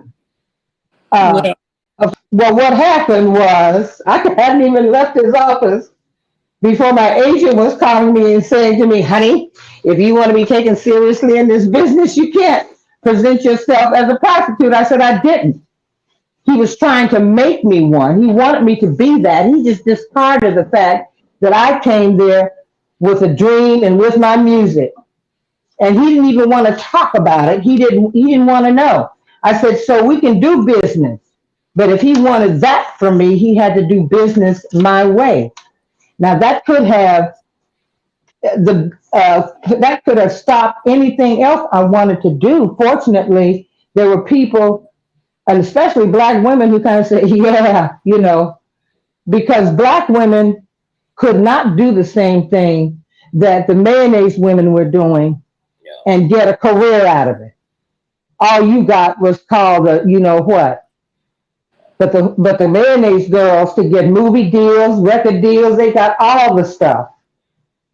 And it's just growing in this. You have to your son is that good. He has to know his value, know his worth, my understand what my he's bringing. son-in-law is my son-in-law, and I just want to let you know something. When he got that dollar sign, that envelope, that I, that what they call it, the Colt thing, the All I seeing the eye. dollar bill. I'm sorry. Mm-hmm. All seeing eye. Yeah, when he got that all seeing I tattooed on him, I started seeing the change, and it's like he sold his soul to the devil, and he started. His main goal was, and you have to excuse me. Sometimes my memory get a little bad. I have diabetes, and to take my memory away a little bit. But he started hanging out. That guy in Louisiana who what's his name? He's in jail now for raping this girl. It's the R word. The R word. Louisiana. I'm sorry for the R word. And he's very popular, very famous. What's his name? He has a yeah. He sings and rap at the same time, very fast. Very Mystical. Yes, he used to sing with him. Yes, my son-in-law sung with him. He saw everything that happened at the parties. Everything you might even see this in the news. This town, he mystical state up here where we were at because he was seeing him. And that's how I know what I know behind the scenes. It's the R word all day long because people are trying to get close to them. People trying to what they call it, start hanging out with them so they can get what recognition or feel like Groupies. yeah. But you know how some people do, they get built up on other people. They suck the strength and life out of other people because, like you say, low self-esteem. But I just want to say that money thing is real. Well, praying for God, I utilized the all seeing eye. I had just pulled out my necklace from underneath my pullover. It's not an evil symbol in and of itself, but it definitely it's how the person uses it. Has its purposes. The person use it. Mm. Yeah, it depends on how it's used. Yes, it's a thought. And how you dedicate yourself to it. He dedicated his Illuminati. He see himself as part of that. And he think he knows so much, you can't tell him nothing. So when people say you need to, if you see somebody, give them education, or try to teach them, or they should have a class. Some people don't want it. Some people like it is. He, like you say, groupie. He like being a groupie with talents.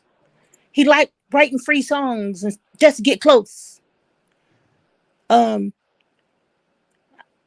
gonna go ahead and say his name so y'all can look him up. I'm gonna put him out there. Drexler Duckworth. You can find him on YouTube. You can find him on Facebook. Definitely on Facebook. Do you mind if I pull him up right now? Pull him up right now. Drexler Duckworth. Okay, hold on. I might be spell it for me. DREXLER. Duckworth. Sound just like DUCKWORTH.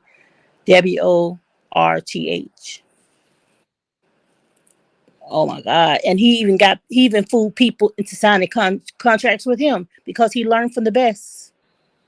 Oh, the last name again, I'm sorry. Duckworth. DUCKWORTH.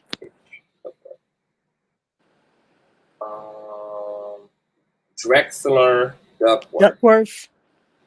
I don't see him. Well, just write down Drex. That's what he go by. DREX. You'll see him. Drex. Okay, hold on. DREX. Drex. That's what he say. Does he have does he have a music channel? What? I see a Drex Carter.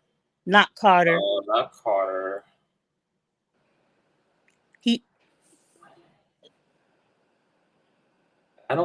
You might have to send me a link if you find one. Are you looking on Facebook? No, I'm looking on YouTube. Go to Facebook. Okay. This is where he gave it all away free. And when you see how much music he got and videos, it's gonna blow your mind. Free. And so many people sample off of him. You'll hear a lot of songs sound just like his.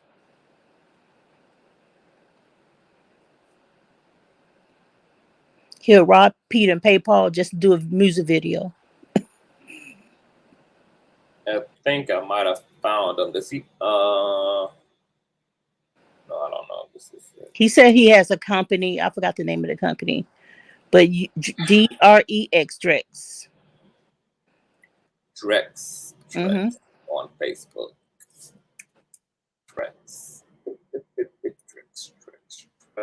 And what am I looking for on Facebook? Should I mean you'll look on his page and you'll see all his songs that he's singing, the whole song. You'll see his video. Is his name on Facebook or just Drex? Would I lose you if I go in there and try to find him? No, but even if you got to come back out, even if you got to go out and come back with the link, what I'm gonna do. Cool. Okay, I'm gonna go out and come back in. I'm looking at this comment. Do y'all believe in an actual Illuminati or whatever? I remember Illuminati. Yeah, I remember when. Now this is again sharing some of my life's adventures. I remember when I was in the thick of it. And Correct. that incident that I gave to you was just one incident. There were invitations to parties at very famous people's homes. Um, you get, they're just people that want to, come to this party and get with these people. That's very real. But I always and I was even told one time that if I did the right thing, that the sky would be the limit for me. But I always maintained that if I were to get involved with someone physically, or we were going to have a relationship of any kind, that would be because I wanted to do that, not because I thought that was going to be a bargaining chip for me to get placed in a higher position. And I maintained that throughout my life. So I imagine some, how you hear something and it may sound like so absurd, for instance, as to be untrue, but is true. I think that, in fact, whatever that, I know that within the Catholic Church it's spoken about. I think that it can be so wild as to think that it doesn't exist, that it does exist. And maybe that's part of the cleverness of it, is that many people just don't want to believe that such a thing exists. Yeah. So yeah, I guess I do. Yeah. I definitely believe and have seen evidences of the Illuminati. I just don't know how far down it goes. Like, I definitely know in terms of the 1%, and in terms of those who at top tier level, that there are a standard of principles and a worldview that they're all in agreement to, and using their money and their wealth and their power and influence to bring about. But how far it goes down from there, I'm not sure. Like, when I noticed a lot of the symbolism, a lot of the occultic symbolism, the checkerboard floors, the all seeing eye, the hand gestures, a lot of the imagery in the music videos by Beyonce and Jay-Z and Lady Gaga, and a lot of our Rihanna, a lot of our huge pop stars. I took notice of it. But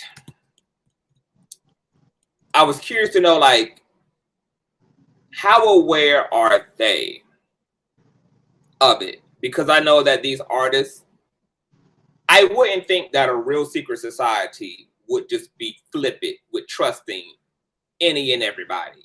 Me either. with some of the world's most extreme secrets. So when it comes to these artists who can be very short-lived, the Illuminati can't bank on Beyonce being Beyonce forever. I mean, who knows how that's going to go? But there's also a lot of other people around these artists. Like, they have creative directors. They have creative directors for their performances, for their music videos. So are those people connected and know what they're doing? And the artist is just under the guise of this is just creativity, or maybe they don't even think much of it, because most of them are allowing other creators around them, the ones who engineer their songs, the ones who direct their music videos, to also have their creative input in their artistry. So my question to you, Jason, is that do you think that a lot of the music artists like Kanye, Beyonce, Lady Gaga, etc., who are said to be in the Illuminati and who we can see a lot of Illuminati symbolism all over their work, do you think that they are directly involved or even know? Or do you think that the industry around them may be responsible for all of the imagery that we see, and that they're just the puppets in this grand scheme, but they're not necessarily aware really of what they're being for? Or do you think that they are fully? I think I would, okay, I have this curious mind, and like you, I was noticing certain things because in my curiosity, I did begin to research to see what I could find out for myself.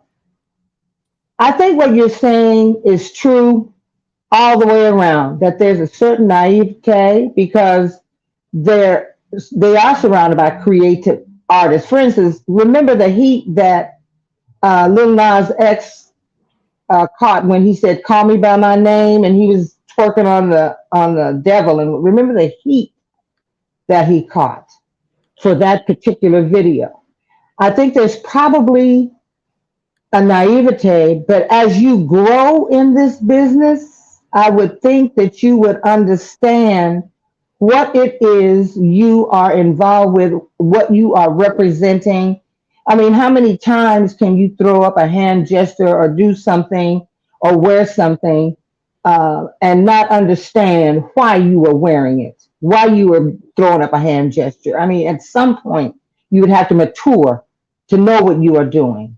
Now, I agree with you also that I don't think that an organization that has been around for centuries is going to entrust deep secret knowledge to entertainers or at least certain ones. I just don't think that they are going to just be the representatives of the organization. They're not necessarily going to be privy to the real meat of the organization. Does that make sense? Mm-hmm, mm-hmm, I think that at some point you should want to know what you are representing and get a deeper understanding of it. Because at some point you might have to make a choice of whether or not you want to continue or you want to just, quietly back out. mm-hmm. Now I don't know when this manager said to me if I did the right thing, my retort to him was, "You hired me to sing. What else should I be doing?" And I might have. he was extremely I think connected. So I think this topic inspired me to do. I think I'm gonna do a whole video, maybe do a series on the. I'm not going to say the word anymore because people are saying that word on okay, YouTube to get you censored. So the okay, enlightened ones, I might have to do a video and unpack the this enlightened one presence in the music industry. I used to study a lot of this shit like a decade ago when like it was fresh on the scene and everybody was like talking about it. mm-hmm. There used to be an oversaturation of this type of content about the enlightened ones on YouTube, but YouTube has like bleached and washed this A platform. whole lot of stuff. A lot of alien stuff, a lot of the UFOlogy stuff, a lot of the enlightened one content. Like a lot of that shit has been scrubbed from the space. Like it's almost like a ghost town now out here on these YouTube streets as it relates to this type of content. But this content used to be by the droves out here on YouTube. Mm-hmm. Sure did. And so, like even looking at the symbolism here, like you have the lady, you have the Katy Perry's all CNI, you have the Lady Gaga's with the all CNI, you have, Jay-Z and Beyonce with the all CNI, the pyramid, etc. Like you have all of these occultic references. So it does beg the question of whether they know what they're doing or are they just puppets and being told what to do. Or do they have, and even if they do know what they're doing, to what extent? How is it presented to them? What level of knowledge do they have about what they? Mm-hmm. Do you know what adds even more to these type of I don't even want to say the conspiracy word either because that gets censored too, but to that word, to the conspiracies. It's interesting in how as much of these artists at this point are connected to this enlightened one's narrative, that it's clear that management makes sure that interviewers and journalists cannot ask them Any these questions? questions because they never speak about this aspect of the narrative on their name. Beyonce has never sat in an interview and been asked about being a enlightened one. Like they never really are able to speak to or really be asked and indulged and challenged in this. And this is very fascinating to me. But I got to get out of here. You guys, Jace, any remaining words on the topic before we wrap up? Can you hear me, love? Uh-oh. Can y'all hear me in the comment section? Can y'all hear me?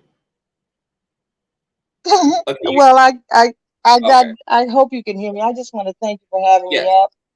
This is indeed a very interesting topic, and I actually think because you get your audience is so you have so many wise people in your audience. You have all walks of life coming to this platform, and somebody within the platform who is a creative needs to know that they need to benefit from the information and the research that you put out. You put out great. I just come by and listen sometime because it's just lovely to listen to all the people that you so generously invite up to the platform.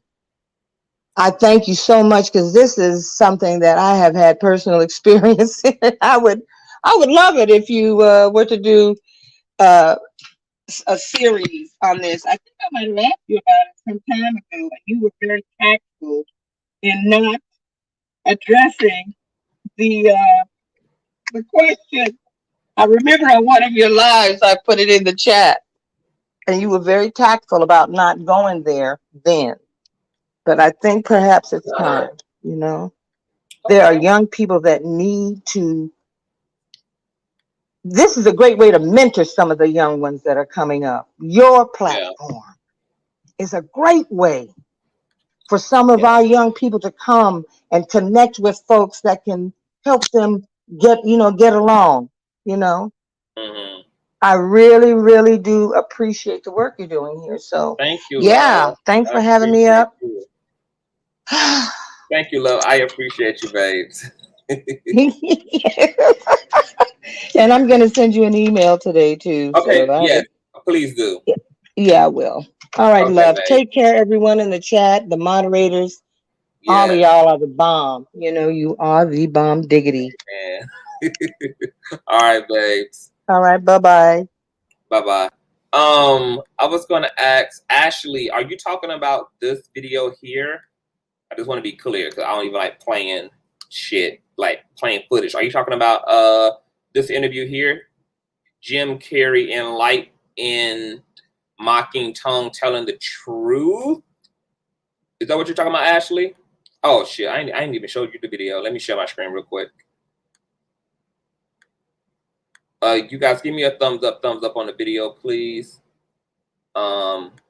I really want to do a series now on this topic. This topic has kind of invigorated me.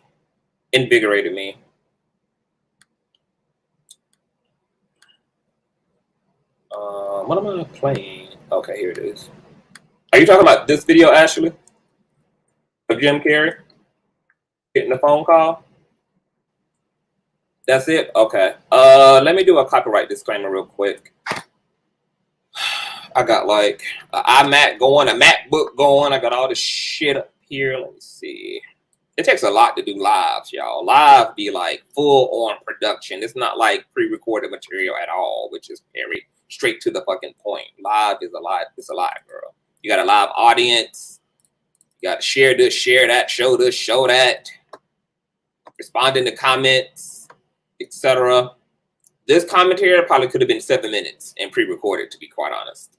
But let's look at this piece of footage here. Hopefully my video don't get fucking blocked like my one on Erica Mena and Safari did. Them whole Viacom, mayonnaise ass Viacom. Block my damn video. All I had to do was go and edit out the clip I used, but I was like, fuck it. Copyright disclaimer under Section 107 of the Copyright Act of 1976, allowance is made for fair use for purposes such as criticism, comment, news report in teaching, scholarship, education, and research. Fair use is a use permitted by copyright statute that might otherwise be infringing. This is and does fall under fair use doctrine. You guys know I will have to stop and pause and play the video so that it can fall within copyright statute policy. And we're going to take a look at Jim Carrey. Oh shit, bitch. Okay, Jim Carrey. Why is my screen highlighted like this? This is courtesy of ZNPZ, FEASSN YouTube channel. Make sure that you guys show them some love. Let's take a look here, and then we're going to move on to other topics later on in the day. Okay, turn your volume up. You guys know everything is maximum on my end. Thank you, Kimberly. Thank you so much, love. You are always bringing it, though. Thank you, Truth Seeker. I appreciate you, love. Okay, you guys, listen to this. This is my first time hearing this as well. Listeners don't know what this is. Right? Yeah. What is it? Come on, Jimmy. If you guys can hear this, put a 1 if you guys can hear this in the comment section. Did you guys hear that echo free? Jim Carrey, and why y'all are pressing 1? Can I just say Jim Carrey is so goddamn fine. I know that's really strange for y'all to hear because, you know, most of y'all, you know, most people probably don't think that, but I think Jim Carrey is so goddamn fine. This is a fine ass mayonnaise man, baby. Okay, Jim Carrey just does something to my body, yada yada yada yada. Okay, all right, everybody can hear it. Okay, let's listen.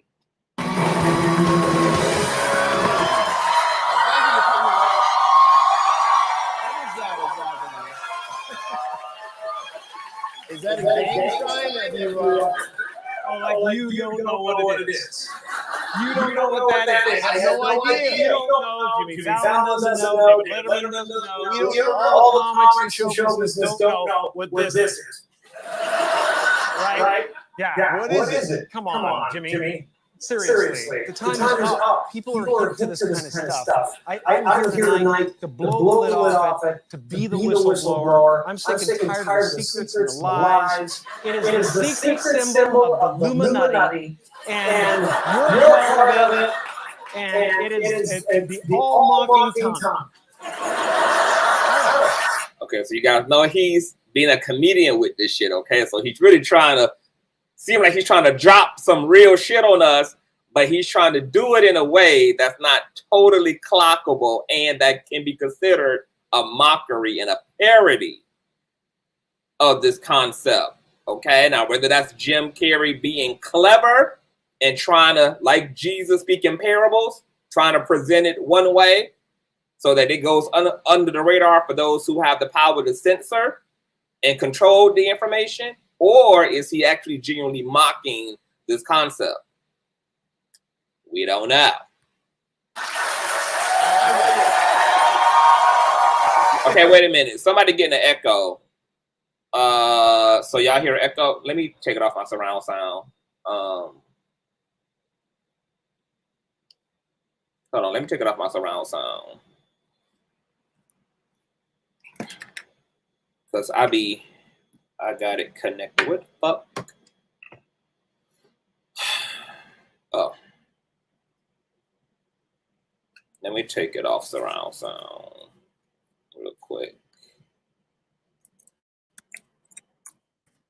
I'll be having my surround sound connected to my computers and things. Bluetooth off. There's an echo. Okay, let me know if there's still an echo.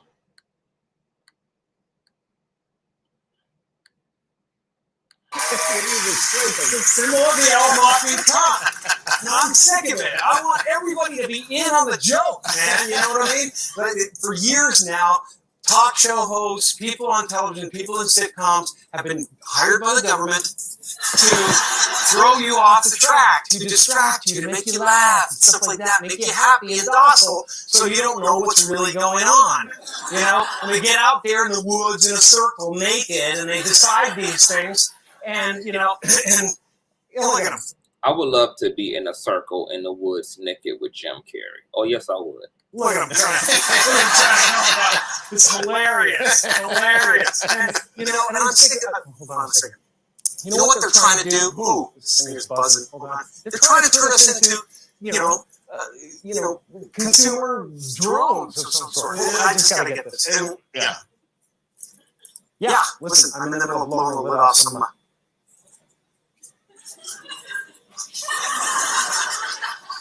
What happened? I'm sorry, Jimmy.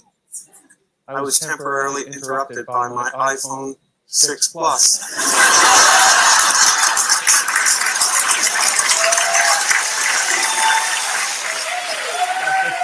That's 5.5. That's a big one, huh? 5.5 heads-up HD display. I think what I was really trying to say was I think people will really enjoy Dumb and Dumber this weekend. And that is what I thought.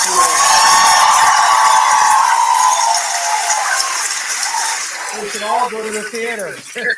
We should all go to the theater tomorrow and see it. Jim Carrey is off the chain. Like off the fucking chain. Jim Carrey is. He could use a good laugh. Ha ha ha ha.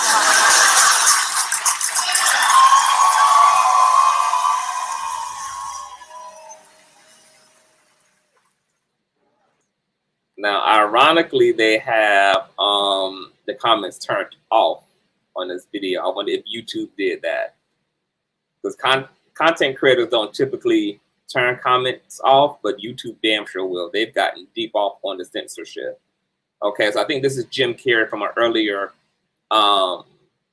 interview in his career as well. Let's hear what he got to say here. I'm sorry, Jay. I'm sorry. I can see that. Okay, so the audio on this particular interview is super low, you guys, and I can't turn it up any higher, so you guys have to turn it up on your end, have your earbuds, your iPhones, iPads turned up to the max, okay? Because this is as good as the audio is going to get. What effect your credit? I made that whole thing up. What? I'm sorry. I guess I just wanted to seem interesting. I guess there's a real danger of that in the show. There's a pressure. Yeah, people come out and they run out of anecdotes, you know, and they just start making stuff up. You know, like that Neil Armstrong guy. Have you seen him on the talk shows? Neil Armstrong, the first man to walk on the moon. Talking about a fish story. Man, and they're buying it.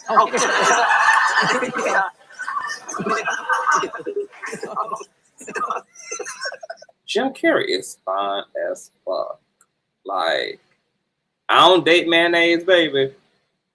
But if Jim Carrey wanted this meat, if he wanted this pussy, baby, y'all, I'ma have to be a sellout, baby. I'ma have to just for one night only. Okay, y'all gotta let me be a sellout at least for one damn night. I'll come back to the community, girl. I'll make it black again, girl. But just one night only, baby. Let me off the field, baby. Okay, let me up in Master's bedroom, girl. Just for one night only, baby. Okay, that's all I want. One night only with Jim Carrey. Okay, that's the only mayonnaise exception we gonna make. Okay.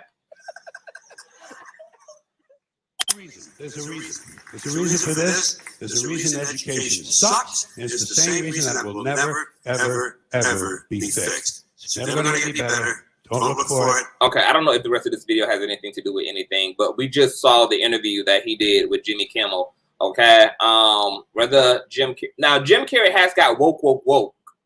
Okay, I don't know if y'all been keeping up with Jim Carrey, but Jim Carrey and Russell Brand, they on their new frequency shit. And Jim Carrey been talking some really deep shit. Okay. In his TED Talks, in his speeches to colleges and shit, like he's reached another level, and it's pretty goddamn amazing to hear. So you got to keep up with Jim Carrey. But I do got to get out of here, you guys. In terms of the industry, P. Diddy needs to be sat down. And if nothing else, P. Diddy needs to be fucking exposed. His business practices need to be exposed.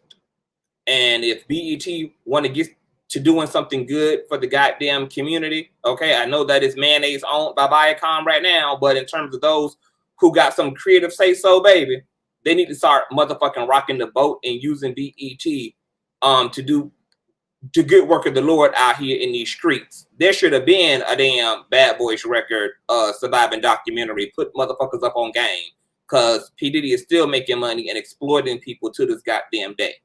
Okay? It's just real whack that BET really had the audacity to honor P. Diddy this year, considering how many black and brown talents have been destroyed and bamboozled and hoodwinked by this damn man. It's ridiculous. And then to have sunken place as slaves, chose to be slaves as Kanye, Kim Kardashian's ex-husband, Kim Kardashian North's ex-husband, Kim Kardashian West's ex-husband, calling Diddy a king, girl. What? I thought I was in a goddamn Jordan Peele production, girl. Like, get out, girl. It was dark psychology, girl. Dark times in my mind. Okay, it was. And last but not least, what I want to say to new talent is, somebody said it best in the comment section. In this day and age, girl, where you can get distribution deals like this, and the internet exists, and you can go viral, and you can be self-made and own your own publishing and own your own distribution, girl. You can pop, lock, and drop all by your motherfucking self. Fuck the fame. Because, see, people getting exploited by the fame they want. Yes, being signed to a larger network and a larger label will give you more visibility. But if we're talking about getting to the bag and being able to also protect yourself and to not have to compromise your integrity, then the best way there is through being independent, baby. Stay independent. It's lots of ways for you to get your music out here, get your music seen and heard. They have platforms that have tiers that allow you to promote or have your product promoted through their platform, okay? It's just lots of ways to get to the visibility without having to sign your damn soul over and having to get fucked all in your ass, okay? By Holly weirdos, okay? Those of y'all who are parents of young people going into the industry, be a motherfucking helicopter parent. Okay? Y'all seen what happened to the girls of R. Kelly, baby. Y'all seen what happened to Miss Aaliyah when it was a hands-off approach. This is not the goddamn industry. It's all that glitters ain't damn gold. Okay? Your babies need you more going into this industry than ever. Okay, the industry is just a glamorous plantation. That's all it is. Don't get mistaken by the money. Don't get mistaken by the stardom. Don't get mistaken by the ambiance of this industry, baby. It is a prison industrial complex. It's just a very glamorous, pretty, beautiful, aesthetically pleasing one. But destructive and demonstrative onto the lives, especially of those who don't know how to navigate those seas. Okay? Stay independent. Stay the fuck up out of Hollywood. Make your own goddamn industry. In this day and age of social media, we can be an industry all by our fucking selves. We don't need mainstream networks. Now mainstream networks are trying to find a way to compete with independent media. They're trying to find a way to compete now with independent artists, girl. They're trying to find a way to compete with individuality now that people can have and create their own. Stay here and run your shit. You guys tell me what you think about P. Diddy, what you think about BET being mayonnaise owned, and do y'all think that the black presence that's still at the BET table still need to be pushing for woke content? Because BET could be fucking popping, y'all. Like, I don't know if y'all ever heard of The Grapevine, but that's one of my favorite shows on YouTube, girl. It's a great millennial panel founded by Ashley Acuna, okay, and her producer Donovan. Amazing individuals. Got My Life. They're doing big things on in the Spotify green room. I was like, damn, man, these panels be dope. The conversations be dope. Like, BET could have contracted with Ashley and had The Grapevine on BET. Like, I don't want to see 50 million 11 motherfucking reruns of Martin and fucking Diary of a Mad Black Woman. What about Diary of a Mad Black Ass Kasuma? What about that diary, bitch? Okay? I don't want to see the same fucking episodes from goddamn sitcoms I grew up with and grew up watching in the 90s. It's so many goddamn documentaries. So, do y'all know the Donahue Show from back in what? The Donahue Show was back in what, the 70s to 80s, girl? The Donahue Field Show, the Phil Donahue Show, whatever the fuck his name is, girl. That man-ass man, his talk show was popping, girl. He would have everybody from the Ku Klux Klan on there. He would have like black empowerment ass goddamn segments and shit, girl. Have all type of black intellectuals on there, girl. Like, this is the type of shit that BET could be going on, girl. Like, y'all could be getting the culture popping, getting the conversations popping, girl. Like, controversy for all the right reasons, girl. Like, BET could be a meeting of the mind. Well, maybe it can't be now because of Viacom, girl. I don't know what the goal is now. That it's been mayonnaise on for the past 20 plus years, girl. But BET had the opportunity to really get pop locking and dropping. And even though I understand that Bob Johnson was getting to the goddamn bag, baby, okay? It only took him $500,000 to start BET, but he ended up being able to sell that motherfucker for $3 billion, girl. Talk about a gap, girl. Talk about an evolutionary leap. I understand it, baby. But it was a sellout move because why out of all, I mean, not even why, girl. You sold for the money. You didn't give a damn whether it was a colonizer who was throwing the bid in or not, girl. It was about the bid itself. I get it. Money ruled and trumped in this case. But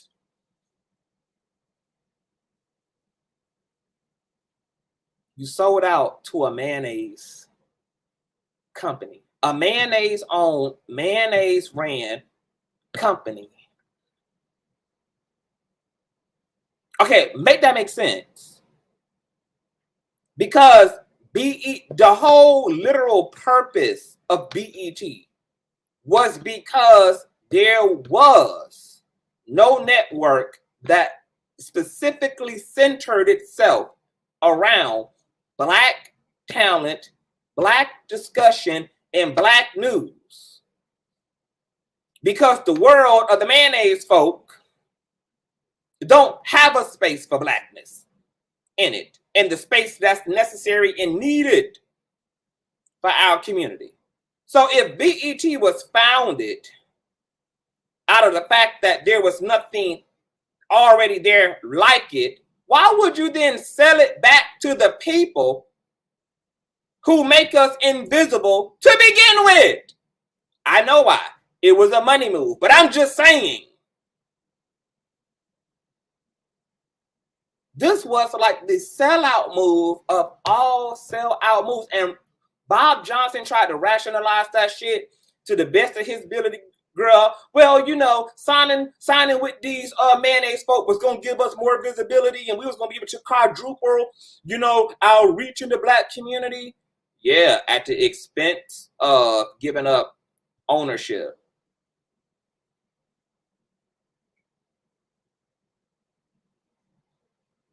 We just could have got more clever, girl, about how to expand publicity for the BET network rather than selling it out to the white man under the guise of a big bag, but according to Bob Johnson.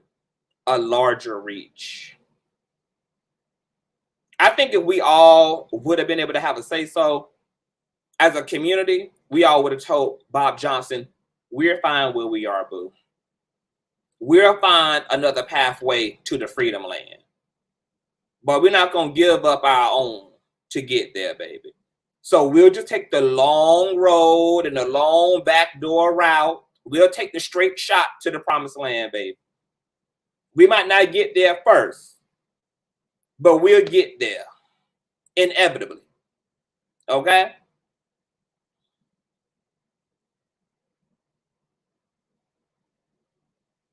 I understand the temptation that Bob Johnson probably fucking endured. $3 billion on the motherfucking billion, not even $1 billion on the table, baby.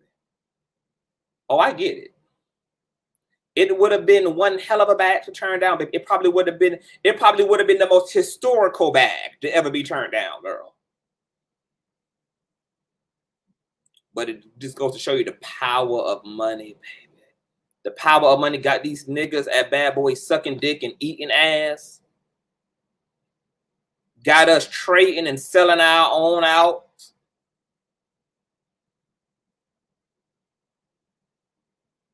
Girl, all skin folk ain't kin folk, baby. Baby. We're going to have to get back to being the people who stand on principle, girl. We're going to have to learn how to work the mayonnaise man, baby, instead of him working us, girl. Because now Viacom don't work BET out of ownership, and really Viacom can now do what the fuck they want to do, include turning BET into MTV Plus, girl. They have the D's in the motherfucking title, girl. They can make BET interracial, and I don't mean interracial as in there's any bad thing, girl, but they can blend the demographics, girl. When BET is supposed to be a HBCU, girl.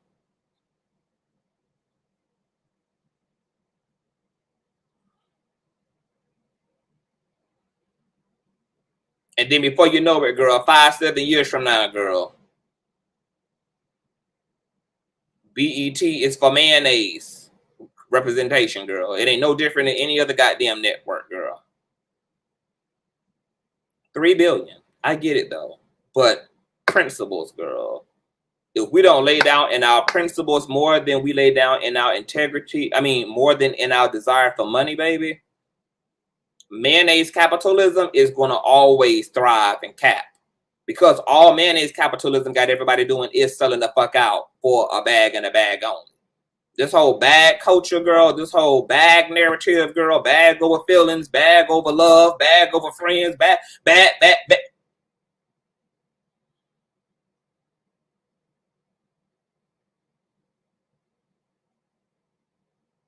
Diary of a Mad Black Woman, Diary of a Mad Black Consumer, BET. Kanye, really? P. Diddy a king? Really? Yeah, let me get the hell out of here. I'll see y'all damn later. I didn't get a chance to shout out my Cash Appers from yesterday. And I think someone just Cash App me just now. So let me shout out my Cash Appers. How doing? How doing, girl? Thumbs up this video. If you're new here, you need to be motherfucking subscribed, chill. Okay, how doing? How doing? I want to give a shout out to Corey, who just Cash App me. Thank you so much, love, for your Cash App. Thank you, Mika. God bless you, April. God bless you, Queen of Destiny. God bless you, Washington. God bless you all for your Cash App donations. Corey says, for a dope show. Thank you so much, Corey. I love you all. Thank you guys for sewing into the platform, girl. Y'all know all donation information, email, Patreon information is in the description box below, honey. I think I got some more commentary to come back to you guys with throughout the day, so you guys will probably be seeing me a few times on this God-given Thursday. Hope you guys have a wonderful day. And hold on. And Jordana, I did get you. I did get your email, love. I got your email, boo. Thank you for that. I'm just okay. On that note, I'm out, y'all. Peace.